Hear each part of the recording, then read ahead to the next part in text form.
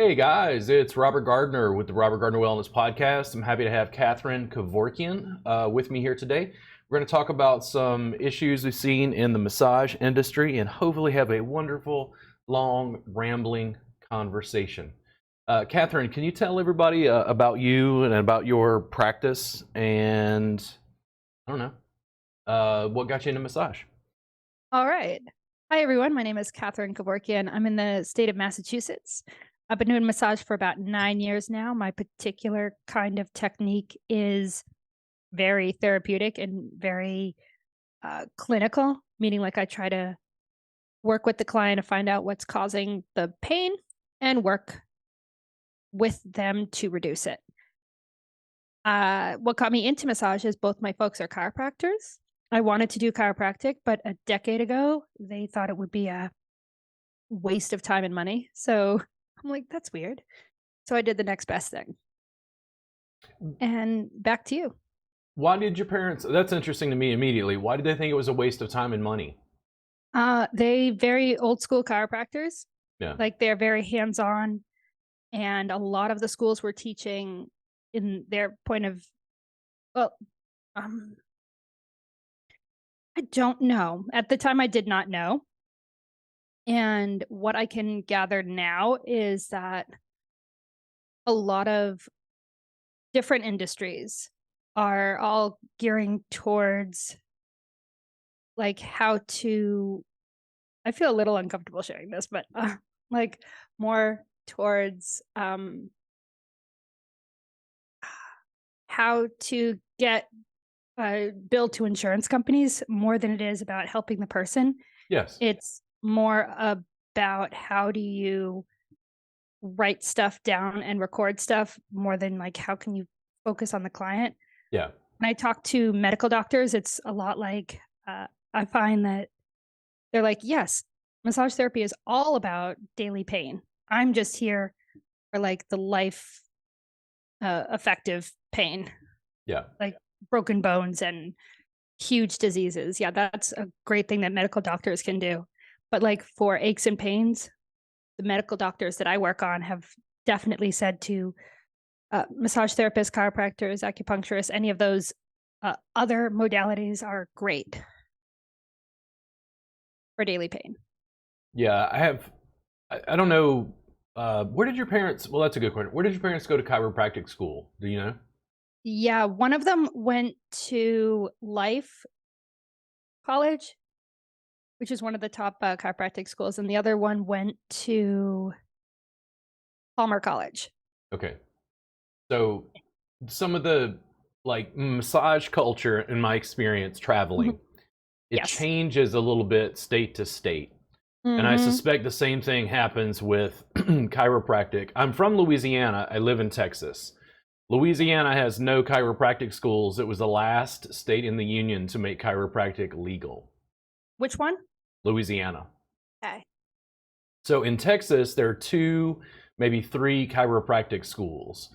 So most of the chiropractors in this area went to school in like Texas schools, since Mhm. it's, I guess, somewhat state specific. Because I'm assuming chiropractors can't just like skip from Texas to you're in Massachusetts. Yep. Yeah, so you can't just like skip from state to state. You have to have a new license, right? Yes, Yeah. there is a bill that I don't think got passed where states would view licenses of other states and that you wouldn't have to reapply in that state. But I Yeah. don't know if that bill got passed. Who Um, knows? uh, there is definitely something happening in the massage group of trying to make it more uh,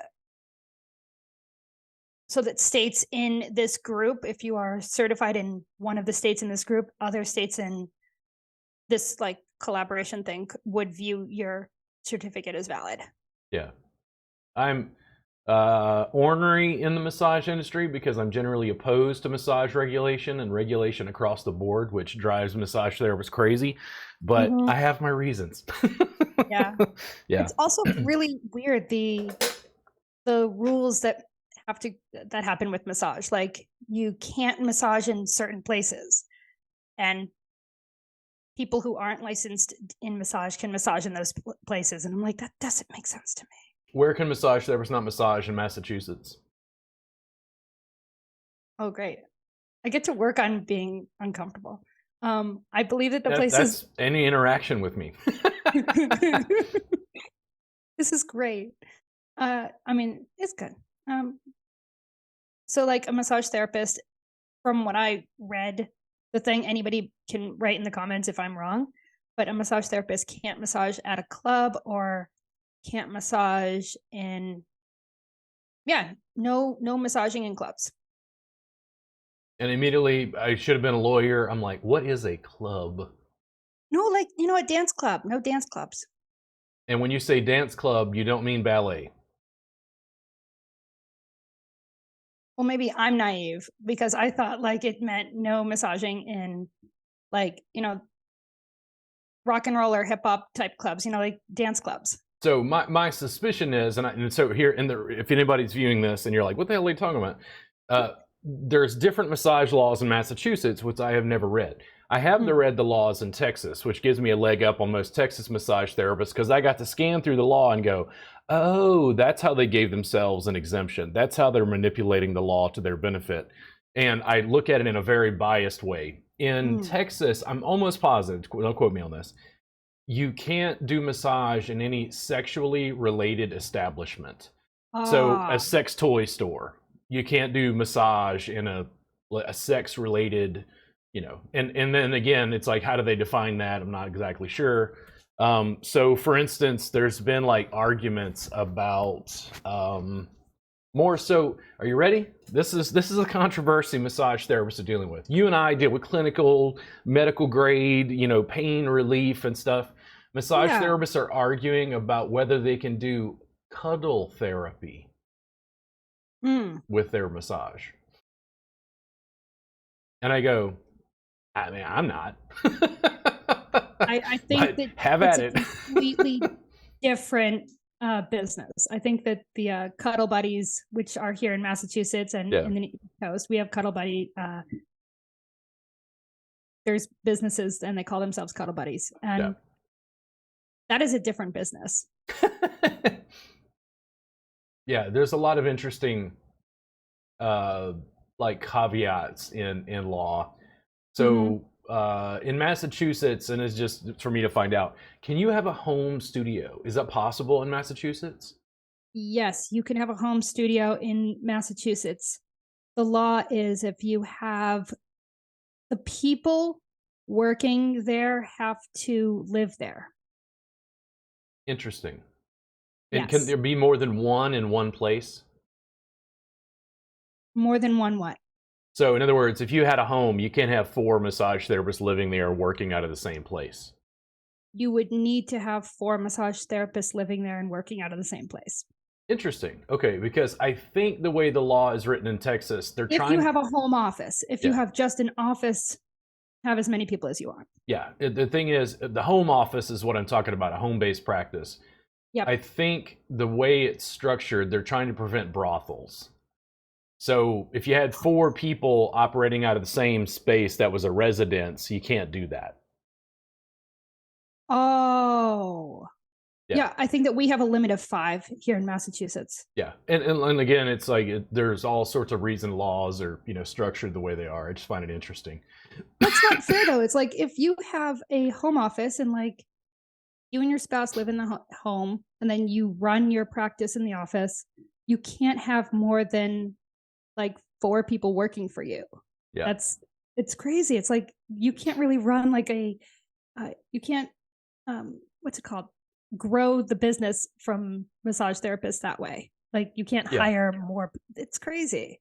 Yeah, it's always the thing between you can have a home-based studio as an independent therapist, but you have to open a massage facility, which means getting a massage establishment license to be able to. I was just talking about business in general, not exactly massage.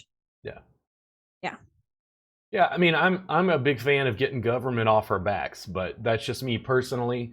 I have to do this where I hold up my hand and I go, I'm Robert Gardner. I do not break state laws, encourage people to break state laws, coach people to break state laws.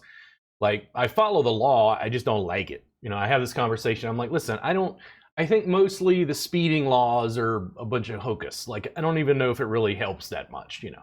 It's like, if you just let people drive at a speed, they're going to drive. And they're like, that's ridiculous. You can't just let people make up their own rules. And I go, isn't that what they did?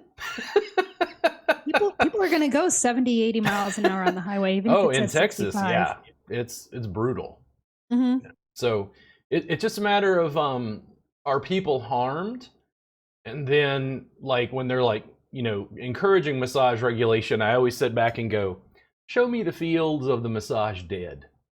And they're like, what? And I'm like, show me all the people who died because they got a bad massage. And they're like, that's not funny. And I'm like, I think it's hilarious. or the number of people who got hurt. Like, we have the lowest insurance price out of every single profession. And then immediately I'm like, okay, how many people every year entered in yoga classes? And they're like, well, I don't know. I'm like, lots.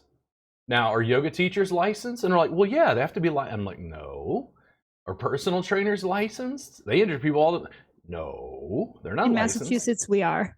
They have personal trainers that get licenses? Personal trainers as in, like,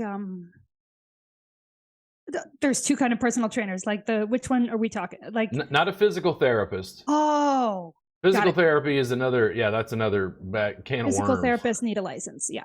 Okay. Not personal. And then, You're right. And then the physical therapist get into a fist fight with your chiropractic family, you know. Yep. Medical doctors, chiropractors, physical therapists. And now, like, the stretch lab, they don't need to be licensed to stretch people. Oh, here we go. Now it's getting good. Yeah. By the way, in Lexington, Massachusetts, and in Westwood, they do a great job. I went there and I felt like I got a great massage. And I'm like, but the guy who worked on me had like a PhD in anatomy. And I'm like, cool. Not everyone there has a PhD in anatomy. Generally, what I see it as is the massage therapists don't want competition. And they don't want somebody coming in and, like, going past the 10K in debt they went through, because they have to go through the hoops and they want to make everybody else's hoops either more difficult or more challenging after them. Well, there's a way of not paying 10K, because now in Massachusetts the schools only cost 6K. How do they do that? I don't know, but a lot of I'm pretty sure, I don't know, but it's less expensive. My school was less expensive than a bunch of other schools. Yeah. I also used my W-2 instead of my parents' W-2 to, you know, get what is it called? What's it called? Get a grant. Yeah. Yeah.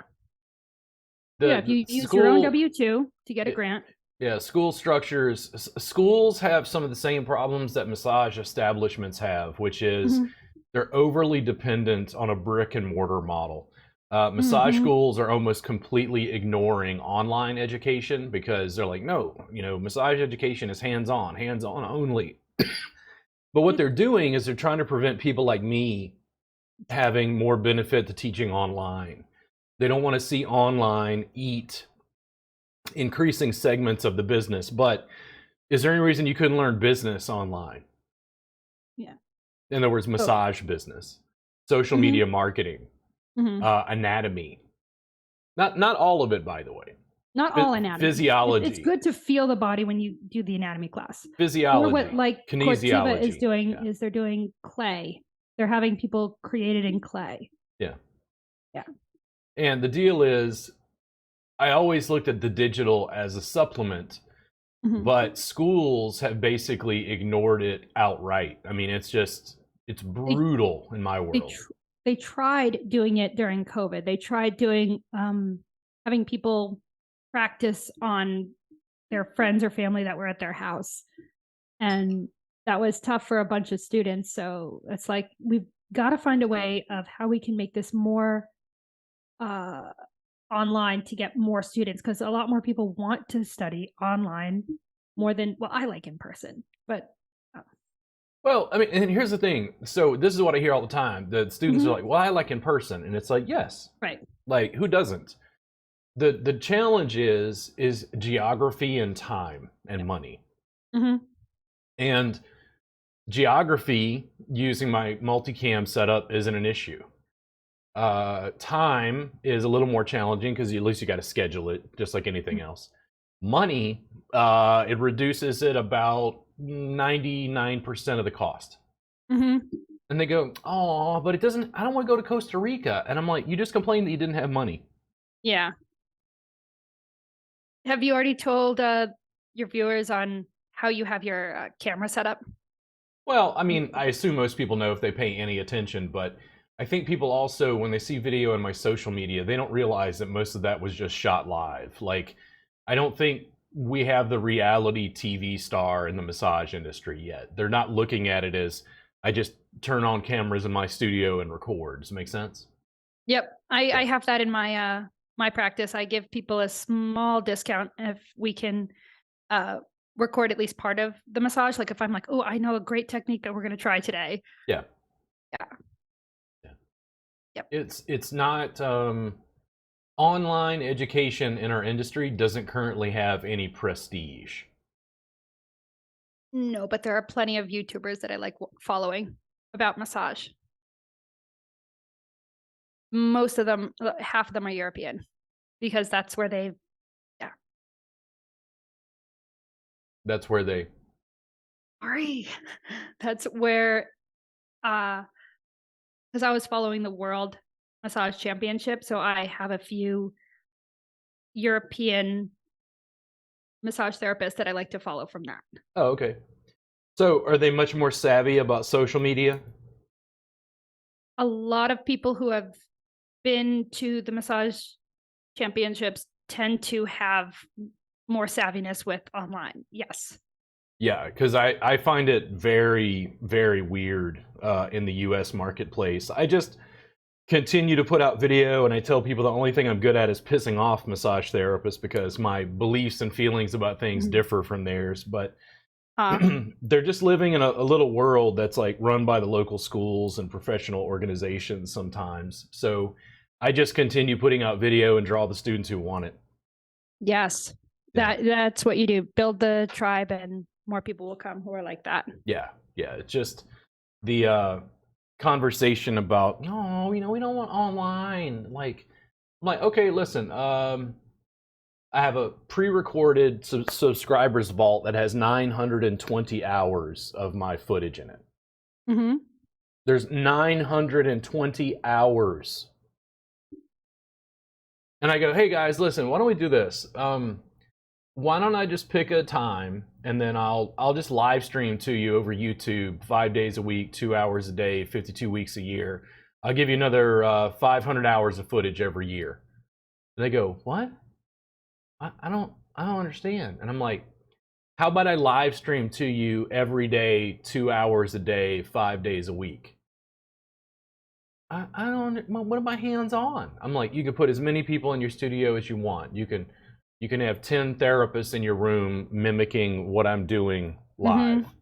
I can even figure out the tech and like bring you online through your Zoom link and like we can like talk to each other in the middle of class if you want. And they're like, oh, what am I hands on? I'm like, cool, it's $800 a day.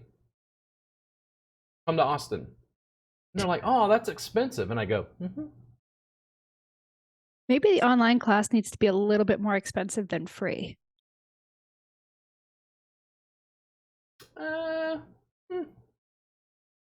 And that's the battle. What is information in the age of the internet? How much is it worth? Mm-hmm. Yes, I've been scrolling and checking out different things, and I'm like, why am I drawn to this more expensive thing than I am to this free thing over here that is teaching the same thing? Impressions. What? Yes. Well, and the thing is it the same thing? Let's, have that discussion. Yeah. Like, I've just noticed other people starting to like copy pieces of my sort of like subscription model. Yep. And I go, look, I'm not going to subscribe to their stuff, but let me go check it out. It's like, do I think they have 920 hours in there? No. Do I think they're doing apprenticeships online from 4 camera angles where they're working with one student interactively? Oh. Do they think I'm talking to your client, Carol, and showing you how to work on Carol live through the cameras? Mm-hmm. Like, in other words, we're so far out that Mhm. the industry is just going to take time to catch up. I always go back and I'm like, Robert, you're going to get some hate mail. Just ignore them. I had the distinct pleasure of like arguing with somebody from the resort in Jamaica while I was in bed. What? You were arguing with somebody in Jamaica while in Oh, so bed? just a haterade on my Facebook business page. Somebody didn't like Oh. me or what I was saying in the massage industry and whatever. And I was like, man, it's so nice in this bed in the tropics in the jungle in Jamaica. It's nice. Oh, you were in Jamaica in bed. Oh, got it. Yeah. Cool. So, yeah, a lot of layers.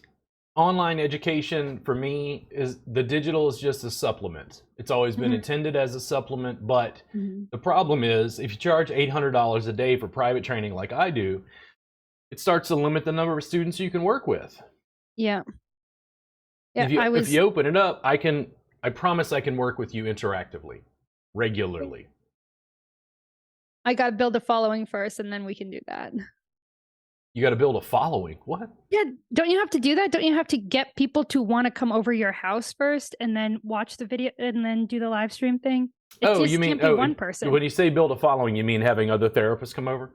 At least 3 other people I would like Okay, to so come over. that's the thing. I try to explain this, and this is Mhm. you have no idea how frustrating it's been in the last, say, just about 5 years. Because the last Yeah. 5 years, we started before COVID, but things really like COVID bumped the dial. Okay. Well, I heard about you, like, the day I got out of massage school, so I've known about you for about 9 years. Oh wow, that's a long time. Yeah. So, how did you find out about me, by the way? I found out about you because I'm very big on Facebook groups. Yeah. So I searched Facebook group for massage, and I had several groups, and someone, either you or someone, posted about one of your videos, and I'm like, "Ooh, cool." I think it was called it was through hippie, um what's it called? Hippie promotion stuff. That dude? No, I don't know. no. So it was Thank along the you, same whatever time that I hippie. found out about what? Thank you, whatever hippie was promoting my stuff. Yeah. So it was like a hippie promotion, or I forgot his name. But I was watching his stuff and I saw your thing like next to it. Maybe it was the same page, maybe it just came on my feed. Yeah. And then I'm like, cool, this guy also has videos. Let me check this out. Yeah. So Yeah. the apprenticeship, let's say you decide to do the apprenticeship, and the way that apprenticeship is currently structured is every month for 2 hours, we get together. I'm in the same setup here in Zoom, except I'm running 4 cameras. I'm Mhm. on my studio mat. I'm working with a model or a client or something, a fellow student, and then you're on the other side asking questions. The training is 2 hours. It costs $250 a month. I ask for like a 6-month time commitment to continue to work with the student. Here's what students have not figured out yet. And I don't know how to Mhm. sell this because you're trying to sell stuff that massage industry is not like familiar with. If Mhm. you get 4 other massage therapists in your studio Mhm. and you guys split the fee, it only costs $50. $50 a month. Mhm. And how many 2-hour sessions is it? Is it just 1 2-hour session? Just one. But if you Yeah. guys want more, it's fine. We'll work it out. Yeah.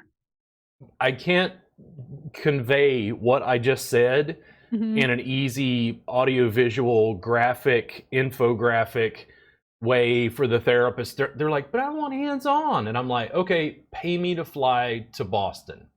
Yeah. And they're like, oh, it's expensive. And I go, So how many people in Massachusetts do you know who want you to come here and teach? I have no idea. But if you Okay. went to a Massachusetts massage group and said, I need you to come over, I'm paying for the training, you'll get the first one for free, I have to try this out. And you get Okay, 4 cool. massage therapists to show up. Now you're still paying $250, but they're all working on each other interactively live. You're just Yeah. splitting screen time. Make sense? Cool. Yeah. I could still have you be virtually helping out because you have multiple cameras. The question I have about that is, if someone does not have walls and ceilings to put the stuff in the walls and ceilings to have it Anyway, this is just me thinking now. I'm like, how do I do that if there's walls and ceilings Suspension that or I can't? cameras? Suspension. We just figure out another way to set up suspension. I literally have to have you show me around your studio to help you figure it out. Most people can just install it in any room that's got studs. Yep. And then I'll ask the chiropractor whose space I use if we can do the that. bulk of the stuff that I'm teaching is mat work. It's not suspension. Suspension is like another 25% options. A lot of the students who take the suspension class, what they do is they work with me either pre-recorded, interactively, online, whatever, in whatever form. Once they understand what they're doing with the suspension, they go, "Oh, I don't really know how to work on a mat." And I go, "There's a reason I've been teaching for the last 12 years." So you got to do the mat first. You got to do the mat first before you do the suspension. It would kind of be like not knowing anything about massage and doing ashiatsu immediately. Right. Or have you ever seen a yoga massage where the therapist is suspended like above the she does such a great job. I'll have to send you a link. Yeah. But yeah, it's like learning how to do suspended massage, like when the client's suspended or you're suspended, without first understanding on how to work on the person without. Yeah, that makes sense. And it's just a continued like extrapolation, like it's just like riffing on a theme, if you will. So the camera setup, for instance, the students don't yet have multiple cameras set up. I'm the one doing that, and I made a camera switcher that I strapped to my arm, which sometimes works. But basically, it was when I'm talking to you, I'm able to press a button and flip to a different camera angle to show you what I'm doing. That's all. I've seen it on your arm in a video. Yeah. Yeah. Cool. So yeah, online education. I mean, I think it's like I tease massage schools because I'll go into large massage groups and go, "Hey guys, is there any school that would like me to live stream into your school to teach technique, business, social media marketing? I'd be happy to do like a free live stream into your school." I get 0 contacts. Wow. And it's because they don't want an outsider like messing up their structure. So yeah, there's schools that I even asked this question on the Facebook group for massage therapists all around the world, and which is awesome that you can just post and like everyone from around the world gets to read it. And what I asked was, how can I teach in a school, or how can I create a class? And I think that you even commented on it. And basically what I got was like, there's 2 major ways. You can either get that very long letter, whatever it's called, but whatever you need for the, what's it called? The very long something. Okay. Some kind of e-learning? No, it's the abbreviations. I forgot what the abbreviations are. I don't know. Okay, cool. You can either get one of those certificates and teach, or you can go to a school and figure out what their curriculum is and then help them with what they currently have. Yeah. Yep. So it's teach on your own or go to a school and teach what they are currently teaching. Yeah, I've had a couple school owners have me in before, and my experience with it is that I represent too much freedom, and the body work is too different than what they're learning in school. What happens is, it's not the students don't like it. The students absolutely freak out and love it, but it's so different than what they're learning in school. The rest of the school and the teachers are like, "Stop doing what God damn it." In other words, it's like throwing a monkey wrench in the way they're, training the students. That sounds like, because what we had in our school is they were like, yes, you should totally go and do your own business first. Here's what you basically need. We'll give you literally 3 classes for it. Not a semester, 3 classes. Yeah. And then after that, they near the end of the school, it was all pushed about, you should work at a franchise. And I'm like, wait, we've had 5 terms where you're telling us, go work for yourself, don't work for a franchise. And then the last 2 terms we're being told that we should work at a franchise. It was weird. Yeah, I mean, I'm not really critical of massage schools. Yeah. or curriculum. Like, I understand it has its place and it needs to be to a degree sort of standardized. The challenge is the massage industry is not diverse enough, and it's not showing the diversity that is actually possible.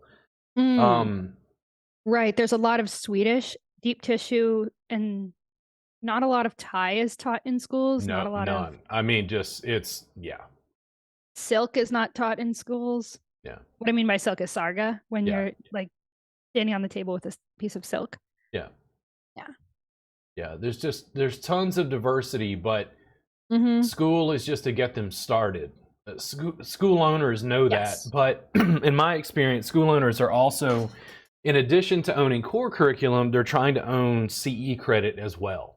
Like, they're trying to be the local Right. brick and mortar pipeline that everybody trusts. So they're even sort of enculturing that brick and mortar model into the massage therapist mindset. And I think it's causing problems as the digital revolution continues. You know what would be really cool on the topic of moving away from brick and mortar? If like the van idea and some Western states Yeah. have, well, Western states have vans because they are just from their location, there's Well, just it's some one of those place. things technologically, it depends on law. In some states, I don't think it's Mhm. legal. In Massachusetts, it is to have a mobile massage business. But yeah, it's a very interesting thing of how, like, how do you insurance that? Do you need car insurance? Because car insurance can cover that. Eh, Yeah. I I mean, asked my car insurance person, I'm like, if I had this, could I be covered under the car insurance? They're like, I feel like I have to have people sign a waiver when they have a conversation with me. I'm like, I would never encourage anyone to break state laws. I would "Hmm, never coach anyone. It's like, who knows? In other words, no, who's going to complain? yep, Yeah. And yep. it's like, but we I have totally want to laws. try it out because if you had suspension in, then you could do suspension a lot easier because you could just put So, the suspension on yeah. something really firm. So you go to a campground. Yes. You have hooks on your van, and then it goes around a tree on the other side. So Yeah. super easy, super Cool. easy. I went to That's what I wanted to yeah. do. I I had wanted somebody to. in Hawaii. They asked me if we were on the beach, and they were like, "Do you think like you could make a living here?" And I'm like, "If I hooked my suspension up between two palm trees and gave Mhm. away 30-minute sessions to tourists in exchange for them making an Instagram video, I Mhm. would be world famous." Yeah. Like, you can't beat that backdrop. Nope. Yeah. Sorry, I didn't mean to cut you off. Yeah, no, I was gonna say I was thinking of checking out more of your online videos and practicing and then going into Boston, Yeah. tying a rope between two of the trees at Boston Common, Yeah. putting a mat on the ground when it gets warmer. Right now it's 50 degrees today. So I wouldn't want to do that in 50-degree weather because nobody's gonna be in there's gonna be barely anybody in Boston Common. Yeah. But I would go there at like 70, 80-degree weather with like yeah, with my work clothes and then just massage people. Tie a Yep. rope between two trees. Yeah. Or a Students piece of are silk. already starting to complain a bit because they want like a portable unit, and we'd have to have something fabricated in China or whatever to make something No. that was very consistent. But I think that suspension's advantage is the fact that it's very inexpensive to set up, and it's Mhm. actually quite customizable depending on what your building is or whatever. Mhm. I just keep giving the students information. It doesn't Yeah. matter. Like, some of the apprentices, we're starting again this month, which is January, and some of the students are starting with me on a table. And then I've had a couple students. It's always hilarious because they go, "Can I study just table?" And I go, "Okay, I will teach you on a table for 6 months, but I'm going to warn you, you might come out a dedicated mat practitioner." And they're like, "What?" And I'm like, once you understand what I'm teaching, you're going to get on the table. And as soon as you get on the table, I'm going to criticize you for doing mat work. Mhm.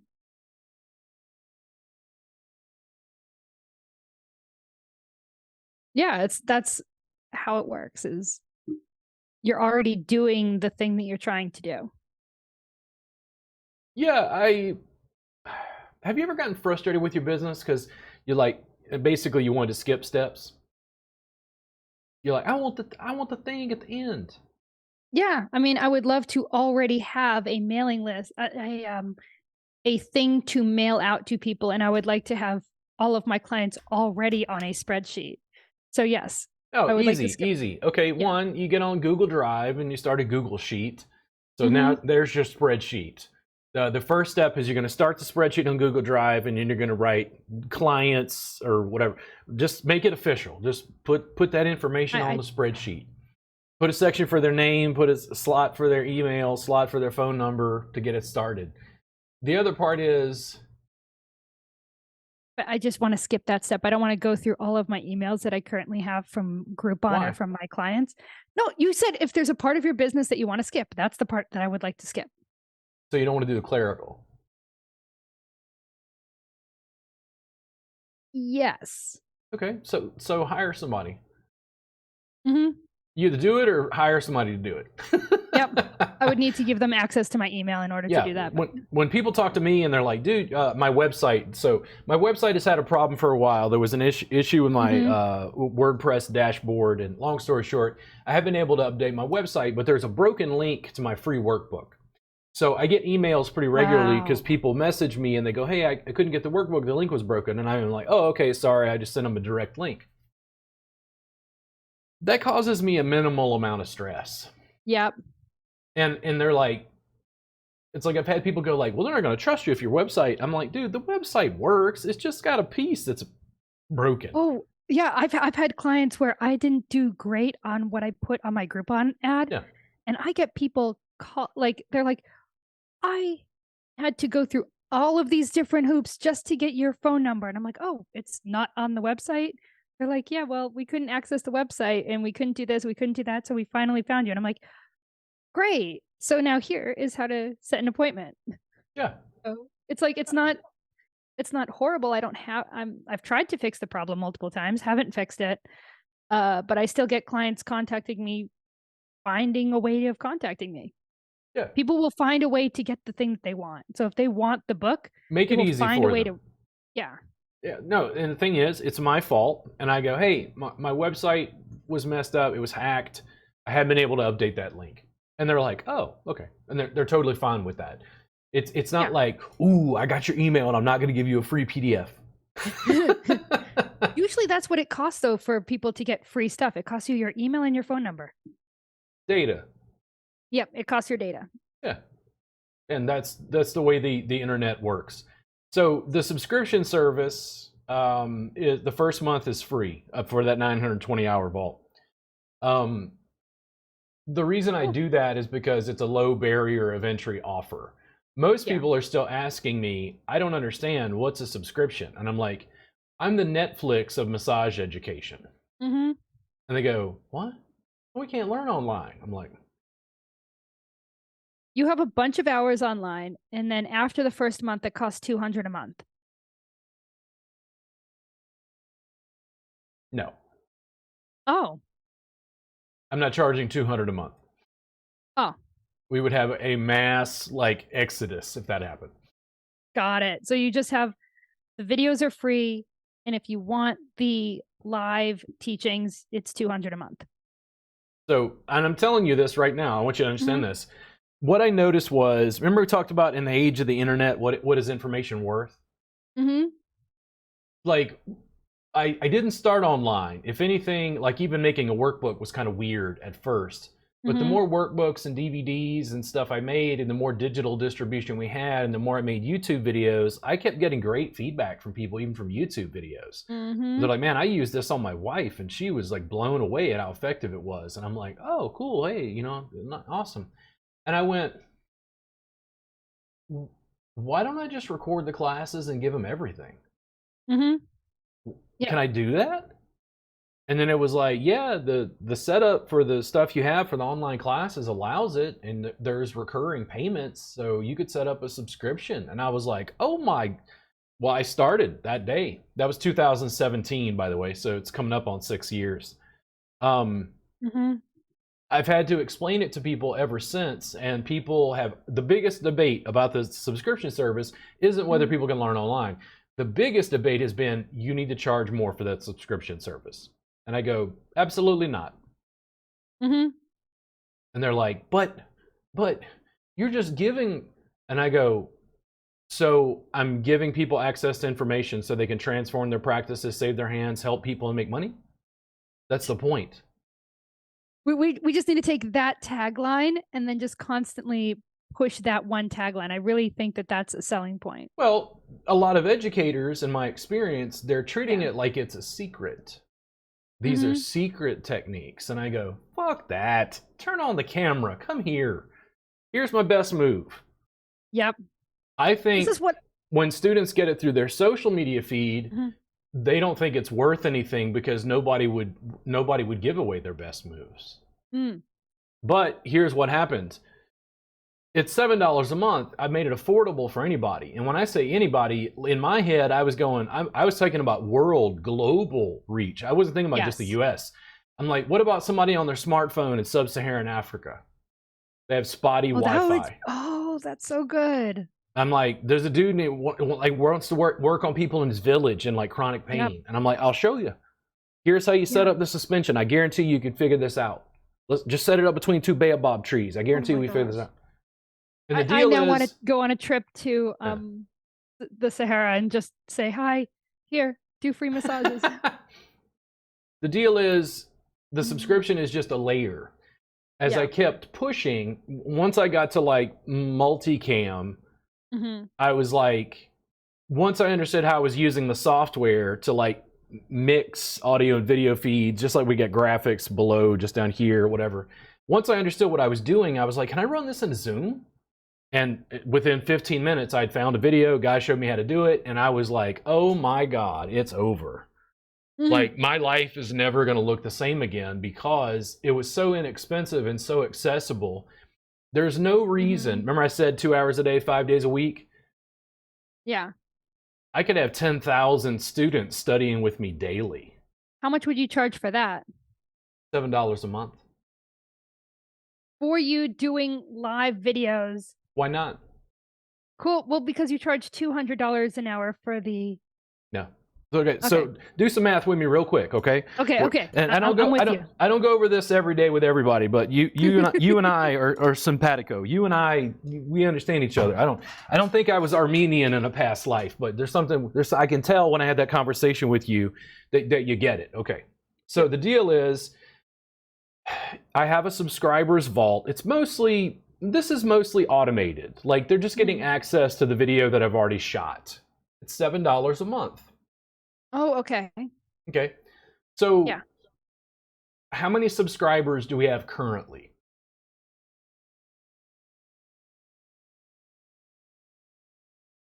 Oh, you're asking me to guess. Yeah.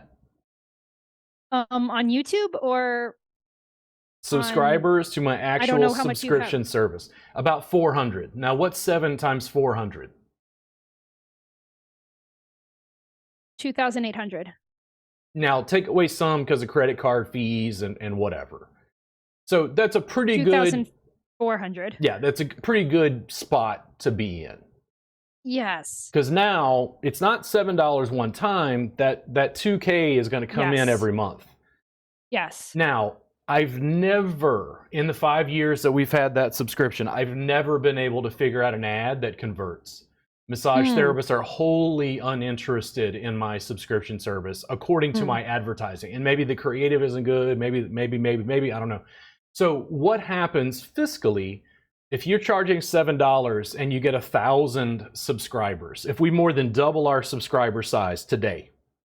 Yeah. If you're charging $7 and you have 1,000 subscribers, how much do you make each month? Sorry, say it again. $7. Yeah. Times 1,000 subscribers. 7,000. Okay, you make $84,000 a year in passive income. Yep. Now, why not give them a video once? Yeah, you're right. Global numbers. This is the thing nobody's going to understand, and I'll talk about this. Oh, I get it because the guy who creates Massage Festival, he's doubled his numbers this year for next year. Yeah. So I get it. If we can get 1,000 subscribers, which I think is very easily, just given the US marketplace. Mm-hmm. Now, scale the subscription service globally, since it has no borders. Mm-hmm. And you get 10,000 subscribers. I had no idea if we'll ever do that. Mm-hmm. If you have 10,000 subscribers and you charge $7, how much do you make a month? 10,000 subscribers, $70,000 a month. You make $840,000 a year in passive income. Right. Now, I just said those numbers. That is completely reasonable based on world population and interest in massage. I promise you, that is possible. Yeah. I don't know if we'll ever get there, but it is possible. People don't understand that math, and they're asking me why I don't open a brick and mortar. And I'm like, because it doesn't scale globally for $7. I can tell you, I can ask the different therapists to see how much more viewers they got just by going to World Championship. Yeah. The guy who won chair in 2001, his following got quite bigger since he did that. So you come to the championship? No? Okay. I'm almost, don't take this personally. I'm almost, and maybe I have a misunderstanding about what it is. Yes. I think if I compete in the World Massage Championship, I'm going to do it. I'm going to lose purposefully. I'm going to make it the most boring, pain-relieving massage anybody's ever seen. Mm-hmm. Well, all you got to do is woof. It's just the extra hand movement. Yeah, I can't. I don't even want to move that way. It makes me uncomfortable. I mean, that's how I won. Is like anytime a judge came near, I just did a little bit more. Yeah, it's a matter of, we connected from you in Massachusetts, and then you originally. Did you just contact me? I think.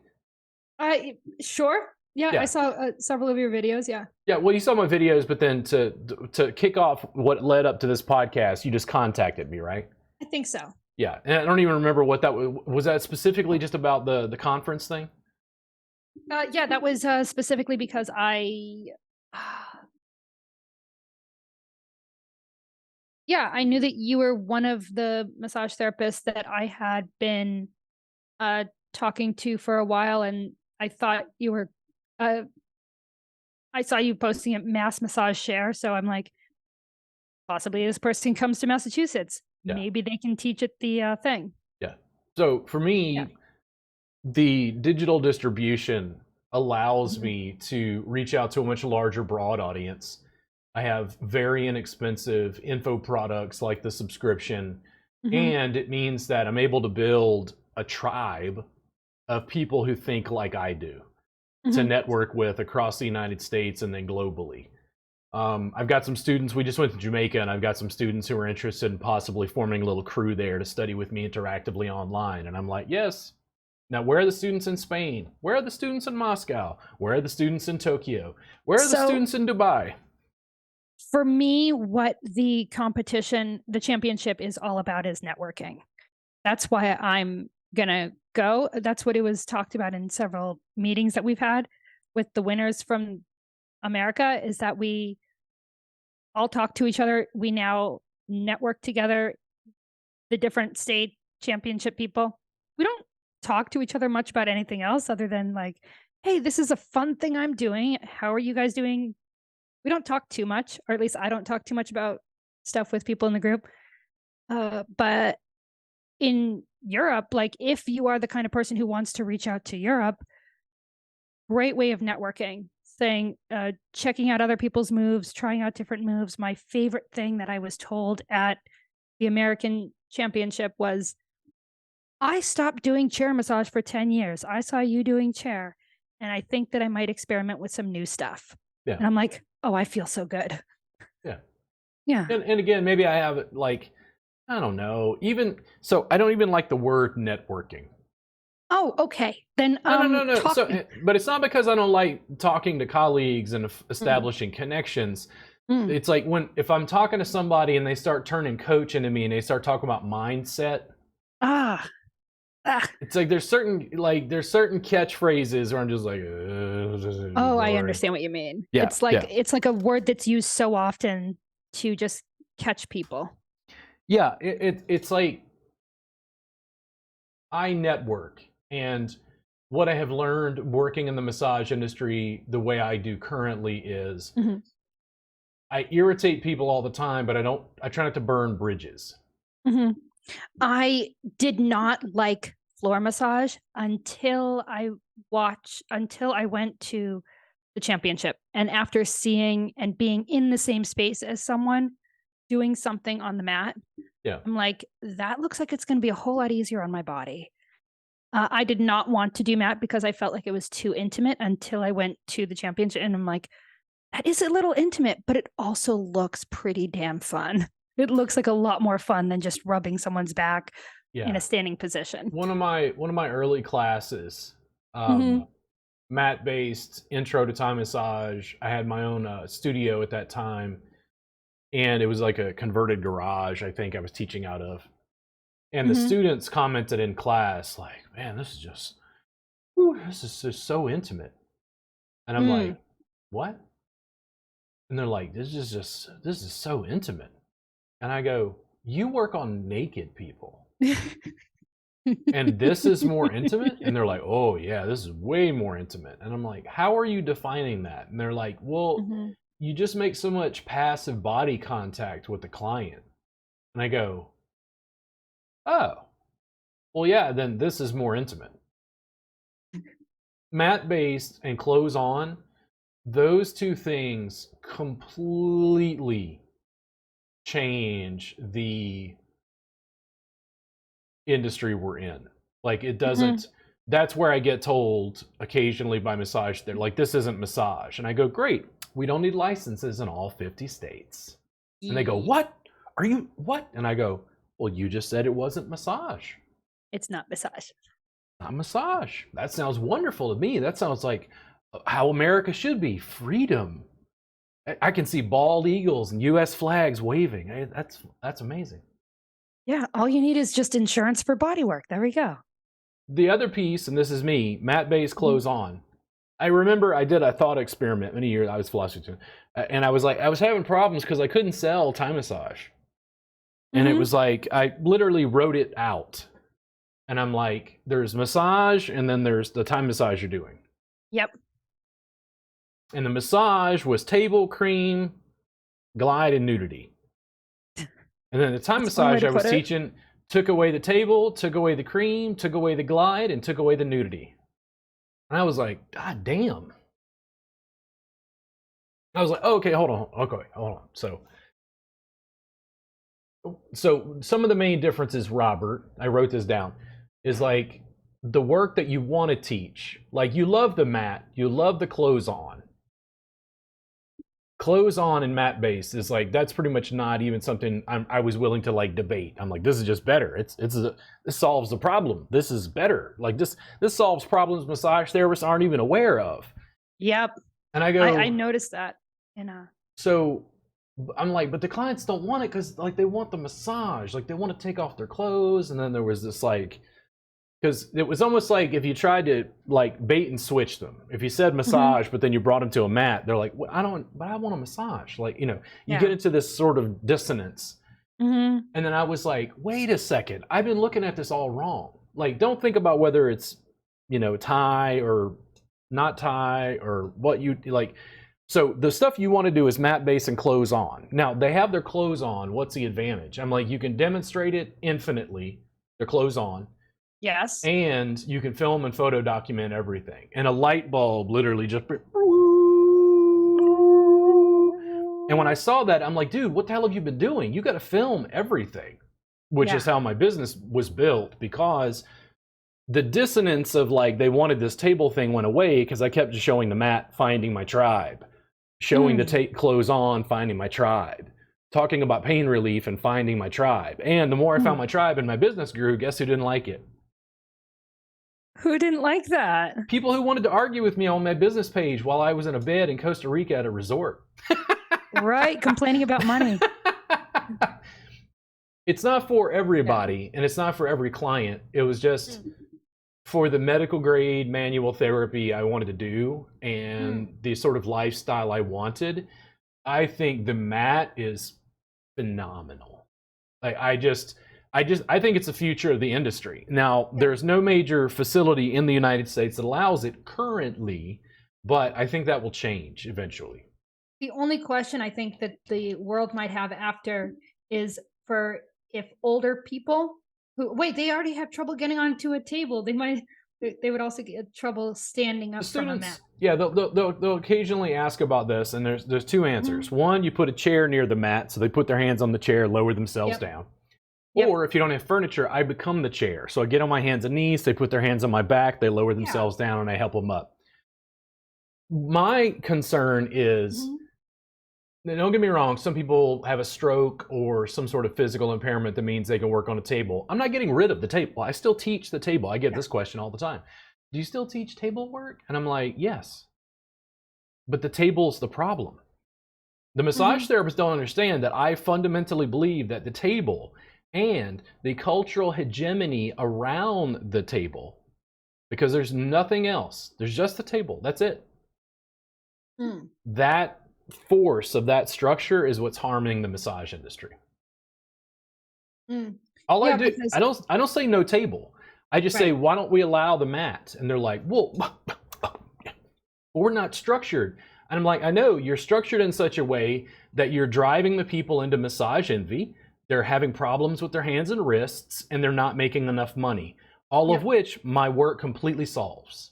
And they're like, we don't like you. You're a jerk. And I'm like, I am a jerk. I have an ex-wife. You can contact her. She'll tell you I'm a jerk. However, I'm spot on when it comes to the body work, and my logical veracity is rough at this moment. Yes. Yeah. Yep. It's like people also, the idea is mat-based. And I know that massage therapists, if I show them mat work, don't care. All they want is suspension. I want the suspension. Where do I get the suspension? I'm like, it's inside the subscribers vault. It's free for your first month. It's $7 a month. They're like, what? They're like, I'm like, listen, this is not a fucking secret. I've been trying to give this shit away for 12 years. Like, are you gonna, anyway. No, you preach into the choir here. I don't know about everyone who's listening, but I would love to take care of my clients with less effort so that I can work longer hours. The only people that I know who do that are, this one woman who basically does floor work, but on a table. She like puts her knees in the person's bum and like massages that way. Yeah. Or like the person's prone and she's sitting on the upper part of their ankles with her feet pulling their shoulders back. It's very hard to visualize without seeing it, but basically she does floor work on a table for like the main reason of like, I'm sure she would love to do floor work just on a mat. But like a lot of people are like, I don't know. She easily could do mat work with the type of techniques that she does. Oh, but she does do some Thai massages where she takes the person and drapes them off the table. Yeah. So massage therapists in my classes never told me that it was ineffective. Right. I never get told that. I do get told that they don't like my personality, and I'm like, okay, I didn't want to hang out with you anyway. I don't understand. Okay, whatever. Like, we're not supposed to be friends here, you know? Like, I mean, I want to be friends, but like, I don't expect to get along with everybody. No, not everyone's going to get along with everybody. The problem was the students started asking me, they would sit in class and they're doing this mat work and they're realizing, man, dude, we've worked for like 6 hours and I ain't even tired. Like, this shit is I love that. This shit is amazing. And they're like, they look at me and go, would you open a place? And I go, huh? And they're like, open a place that does this. And I go, why? And they go, well, you can give me a job. And I go, okay, give me 60%. And they're like, oh. And I'm like, why don't you keep 100% and work for yourself? And they're like, oh, but that's like hard work. And I'm like, yeah, that's the other thing, is that so many people like myself for 7 years didn't want to do any paperwork, didn't want to have to organize anything, and no paperwork, no organizing anything. As you can tell, earlier I mentioned that I didn't want to do not admin work. What is it called? Clerical work. I didn't want to do clerical work. So that's why for 7 years I did not work. I worked at a franchise, so I wouldn't have to do clerical work. I wouldn't have to, So, But that's it. Is that if like, somebody out there does make, farm it out. Yeah.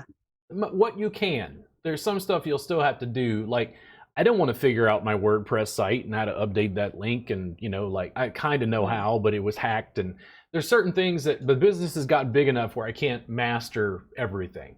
Like my keyboard switcher, my camera switcher was messing up recently because some sort of Bluetooth connection, and I'm still trying to figure it out. And there's always little things like that in the business, but it's relatively small. It's like a 1% annoyance. It's like it's like a little grit in your massage cream or something. Like, it's annoying, but you just take care of it. And if there's stuff that you don't like, you just learn how to farm it out. Yep. The whole deal is, I don't want to interact with you specifically. If you were an employee and I go, give me 60%, I personally, I don't like it. I was like, let me go continue teaching online. But people have not understood, because they only think in terms of brick and mortar. They do not think I have a successful business because I don't have a brick and mortar. And then they go, I think that you have a successful business. But I don't understand. Like, why won't you open a place? I'm like, okay, I will open a place. Are you ready? Mm-hmm. I'll open a place when I can buy the shopping center. And they're like, what? You're having me have a place is trying to get me involved in real estate. I am not currently invested in real estate. Now, if I buy a shopping center that has 10 units, and I raise the rent on 9 of the units, my unit is now free, and I'll have a brick and mortar. And they're like, what? McDonald's doesn't sell hamburgers. McDonald's owns real estate. Yep. I'm not going to get the average massage therapist to understand that. Yep. They're not looking at it on that level. Yeah. And what's the bird one? What's the Chick-fil-A does not sell food. They sell, oh my gosh, their HR, their how they deal with their clients is amazing. Yeah. I sometimes think about going there just to have a good morning. I'm like, I don't need the food at Chick-fil-A. I just want to get that experience of their customer care is amazing. The studio, like, we talked about this in our previous phone call. Or conversation. The facility I want doesn't look like anything I've seen before. Right. And the reason Chick-fil-A comes up is because I want people to cultivate community within the facility. People who go to Massage Envy don't feel connected to the other people who go to Massage Envy. No. The crew may or may not, but the people who go to a Next Level Pain Relief clinic, we cultivate community. Oh, I'm getting all choked up now. That's so sweet. I like that. I also want a situation where the way you have employees, and I see this commonly in the massage industry because we have such a personal job. Yes. It goes from like you to your client. Very much so. I want to be able to have a strong enough brand that, let's say the percentage wasn't 60%.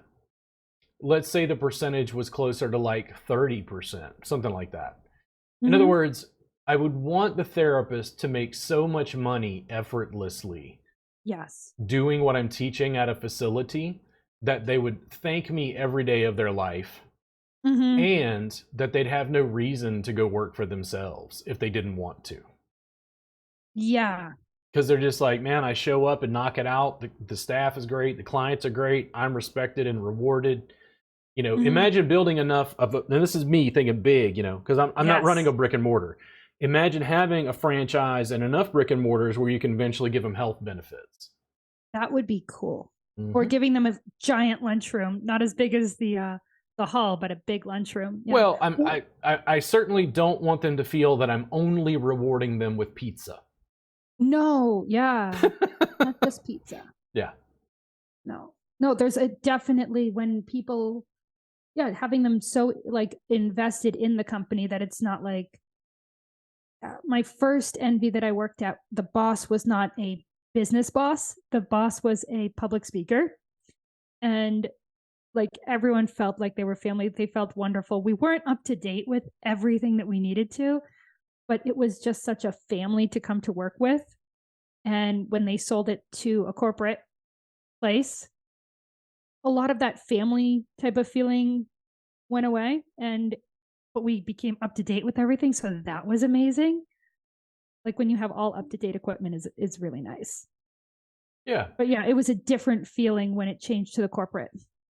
When I've talked about a brick and mortar, I've received some flack, even from students, where I talked about having next level pain relief clinics across the US, and they're like, Robert, you keep talking about this, but then you're not willing to open one. That doesn't make any sense. And I go, I'm creating the materials in the digital supplementation to be able to, as heavily as possible, digitally supplement the education for the students who are working at the facility for the future franchise, because we're going to have to travel out and do trainings. Yeah.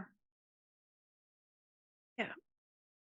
I think that this becomes a thing. Even I also like the van idea, and this totally works for a van idea. Yeah. Because this would work, because it would be, you could have suspension in the vehicle, or you could have suspension in the building. Having a wide space, you don't need as many rooms because everyone has their clothes on, you know? You could have 1 or 2 rooms for the people who are nervous about privacy, but I've been to chiropractors where they have a completely open space with 1 or 2 private rooms. Usually for the first visit, you go into the private room so that can talk. So I could totally see that 1 or 2 rooms, but everything else open space. Yeah, I don't even want any private rooms. Nope. I mean, this is just me, Yeah. But but not like a private room, more like so that they can talk. But if the space is created well enough, people should be able to talk without it affecting the people next to them. There is a science for how to set up a room that way. Yeah. I don't. Well, and then we get to feng shui, and then I have to like hire someone to like help me figure out then that's the thing about, as a business owner trying to do everything. I'm not going to be the decorator. No. I'm going to have a decorator go, this is the idea of what I want functionally for what it's got to do. Now, how do we use the decor to induce a state of calm, manage the acoustics from mat to mat, and create an environment that everybody wants to be in? And it ain't whale songs and flutes. No. And it's not a heavy metal either. I'm probably more amenable to that than I am Enya. Like, one of my thoughts was the next level pain relief thing. I'll have it in the contracts for the franchisees. They cannot play Enya in the facility ever. There'll be a sticker on the door and it has Enya and a big no symbol around it. Not that I don't like Enya. I just don't want it in my workplace. Except for April 1st every year, where they can just, make you laugh. No, but I have a sense of humor. I'm kind of like, okay, can we, we have a rolling, and it really, I mean, I'm serious. Like, you really monitor, the music. Yeah. But you don't want to be bored. You don't want it to be so repetitive that they know what song is coming. But you rickroll them right in the middle of the, now you're talking. Yeah, exactly. You definitely don't want something that the massage therapists have heard every day, because after I've worked at a massage place for about a month, I'm like, this music is the same as last month. This music is the same as last month. Yeah. And unless it's music bowls, unless it's like heart bowls, those sound bowls, unless it's that, that's the only sound that I'm okay with listening to constantly. To me, I'm only comfortable having a brick and mortar if the brick and mortar is structured towards the employees in a way that I go, I would work here as an employee. If that answer is no, then I would not facilitate having those brick and mortar facilities at all. You could work there for 1 week each year, like just hop to different places. Like, I'm just going to work here for a week. Yeah. Yeah. Cool. That sounds like fun though. It's like after having brick and mortars and having them all over the place, you could like go on a week trip and then like work at your facility for a day or two and then just go on vacation. Well, the thing is, for the training, I'd probably Yeah. have to be traveling like a tour almost from Yes. facility to facility to continue Yep. working with the students hands-on. And Yeah. then the other thing that we get into is, if next level pain relief is not massage, Yep. can we hire yoga teachers and personal trainers and teach them to do it? Yes. And I say, yeah, probably, depending on the state. I think that would probably work just fine. Hmm. Massage therapists do not like that answer. Why? I like that answer. I'm a massage therapist. They want to be a protected class because of their license. Mm. Well, it's not massage though. And I was a philosophy student, and then I sit back very comfortably, by the way. I sit comfortably, I feel my chakras line up. It was like Avatar. I'm starting to glow, there's stuff on my skin. It's like syncing up with the vibe and the tree of the universe. And I go, what is massage? And they're like, ah! It's not Thai. I mean, it is Thai. Thai is massage, but yeah. Yeah. I mean, even those notions, like somebody got mad recently and they said something about cultural appropriation, and it was like, I can reference this in a lot of different ways, but I'm also a yoga teacher. Why is it everybody considers me a massage therapist, but they don't think of me as a yoga teacher? Do you do yoga classes? You should totally add that to your monthly. Yeah, but it's not like any yoga class that anybody's ever seen. And my students loved it, but every studio I would try to work at is like, you can't do that. That's not yoga. And I'm like, what is yoga? Well, now if you don't teach yoga, they don't need a license to do it. So the deal is, I've glommed into this community where the massage community at least understands putting hands on people to help them with pain, I guess. So the deal is, I took these two traditions and started like interweaving them in various ways based on the anatomy and physiology that I could understand, and the experiences I had with chronic pain and helping people in chronic pain. It worked immensely. The clients were like, dude, this shit is, oh my God, dude, this solves the problem. And I go, ooh, massage therapists ain't gonna like that. The answer is too much of a foundational shift. It's like going from a fossil fueled vehicle to electric. Like, it still solves the transportation problem, but it don't solve a problem the way that okay. Go teach online. Are we getting into like Atlas Shrugged type of thing where it's like, no, I don't know. I've never really read Ayn Rand. She gets a lot of flack, and I always kind of wonder, because I've read some articles about it, and I'm kind of on a fence. Like, I don't. And the thing is, you have to understand this. Like, if people are like, "Oh my God, he's supporting Ayn Rand," I'm like, dude, I haven't read her books. I don't know what's in it. I've only watched the movie. I've only watched the 3 and I don't movies. think I have not read the book. I don't think I even saw the movie. So. Oh, okay. So I've only watched the movie. So why did Atlas Shrugged come out? Because of so in the story, from my understanding, it's a bunch of different trainways where they're moving cargo from place to place. And this one person is like, hey, well, I want to run a train in this direction. And everyone's like, and there's a whole monopoly of different people who run the trains, and they're like, oh no, we don't want you to do that. And the person's like, well, I'm going to do that. And they do. And I don't know, something about like everyone going out of business except for them, and then they become super, super rich. And yeah. I could have it wrong. I haven't seen the movie in years, so if I'm saying it wrong, I'm sorry. But that's what I remembered. Well, there's a place for me where, one, I'm delivering massive amounts of information online. If 1,000 yoga teachers sign up tomorrow, do I care? No. Now, I guarantee you, massage therapists in my subscribers group will start having a tizzy and going, but you're teaching people who aren't licensed. And I'm like, have they done that already? There's 2,000 videos on my YouTube channel. Yeah.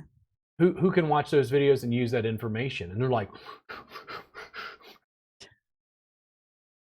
there are students who are part of my tribe who don't care. Yeah. Robert, we don't care about that. No. But We just want to do good in our business. And remember, I making talked about going- running ads. I've tried running ads to the massage community, and so far for the subscription, that's not worked. What if I No. figured it out for the yoga and personal training community, and then all of a sudden there's just a deluge? or even going into the European community, because so many of them do. So can I tell you a little bit about what is similar amongst all of the winners? At some point, they all get on the table and do work. Almost, yeah. It is verboten. Most of them get on the table and do something, and because then it looks like you have better body mechanics than on the floor, because on the floor you got to use your legs and a bunch of people don't use their legs. Yeah. But if you're on the table, you have to use your legs, otherwise you're going to lose your balance. From my experience of doing some of these Thai moves on the table, is you have to use your whole body. And you don't have to use your legs when you're on the floor. I mean, when you're standing. Mat-based work at this stage, and I think this will change, mat-based work has no prestige and status in the marketplace. I have to It's so much easier. You don't take need students, that much stuff. show them doing the mat work, show them winning at it to get people to believe it. They're basically tired of me being a jerk. They're like, we don't like that guy, Robert. He's just another fucking white guy talking about some shit. Fuck him, you know. And then they see you do it, and they're like, oh my God, she's a boss babe. And I go, yes. But that's how it goes, is you gotta have each person's gonna go to a different face. Yes. Like, I didn't like when I went to the competition and saw people in person and saw how much more people were gravitating towards the different floor work more than they were the table work. I'm like, oh, I want that kind of attention. I want to do floor. But he was also doing like lifting people over your head, and there's all sorts of pieces. And one of the things I thought about, the Thai Massage Jam was something I ran in Austin for 8 years. We just had our first couple of live ones since COVID, because COVID was the only thing that really shut us down. We just started kind of doing the jam online. The Thai Massage Jam was interesting because the more I looked at it, like, people would go, I don't understand, what is this? And I'm like, it's a community bodywork event. And they're like, but I don't understand, what the hell is this? I'm like, it's like massage school hit Burning Man. Oh. And they're like, what? And I'm like, you can come, you can receive, you can learn, you can share, you can work on people in a community space. All of the attendees, the tribe, loved it. People would do the jam, and a young lady would run up to me afterwards and go, oh my God, the Thai Massage Jam is like the best thing ever. Can we please do this next week? And I'm like, sure, I'll see you next week. Massage therapists on the whole in Austin, the weird city, right? Yeah, the hippie city. On the whole, never supported the Thai Massage Jam. Weird. My suspicion is they didn't like it because they felt I was teaching people who were unlicensed. But you don't teach massage. But it's called Thai Massage Jam. Oh, right. In that case. Yeah. So the deal was, here's what I could see. Remember I talked about the parameters and like the thought experiment?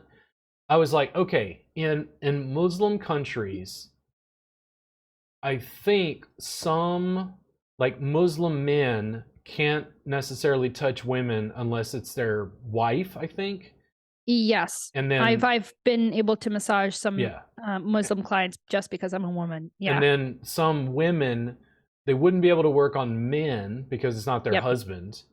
And then nudity might be an issue. And I'm like, okay, now take what I was doing, Thai Massage Jam, but we're in Saudi Arabia, and I work with a group of women online where it's an all-women's group. They're in the hijab.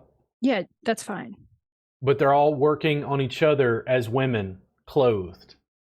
Yeah. Thai Massage Jam. Yeah. Or now, you could have a woman running it and having no men there, and then the women could wear whatever they want.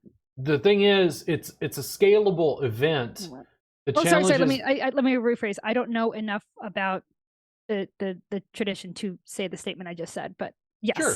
It's what I was seeing was the Thai massage jam isn't necessarily in English, and the Thai massage jam isn't necessarily culturally American. The Thai massage jam is whatever you guys turned it into. Like, I like the fact that I helped create it, but at the same time, did they have one in did they have one in outside the States? So it's hilarious to me because, again, like, I'm told what you teach is not Thai massage.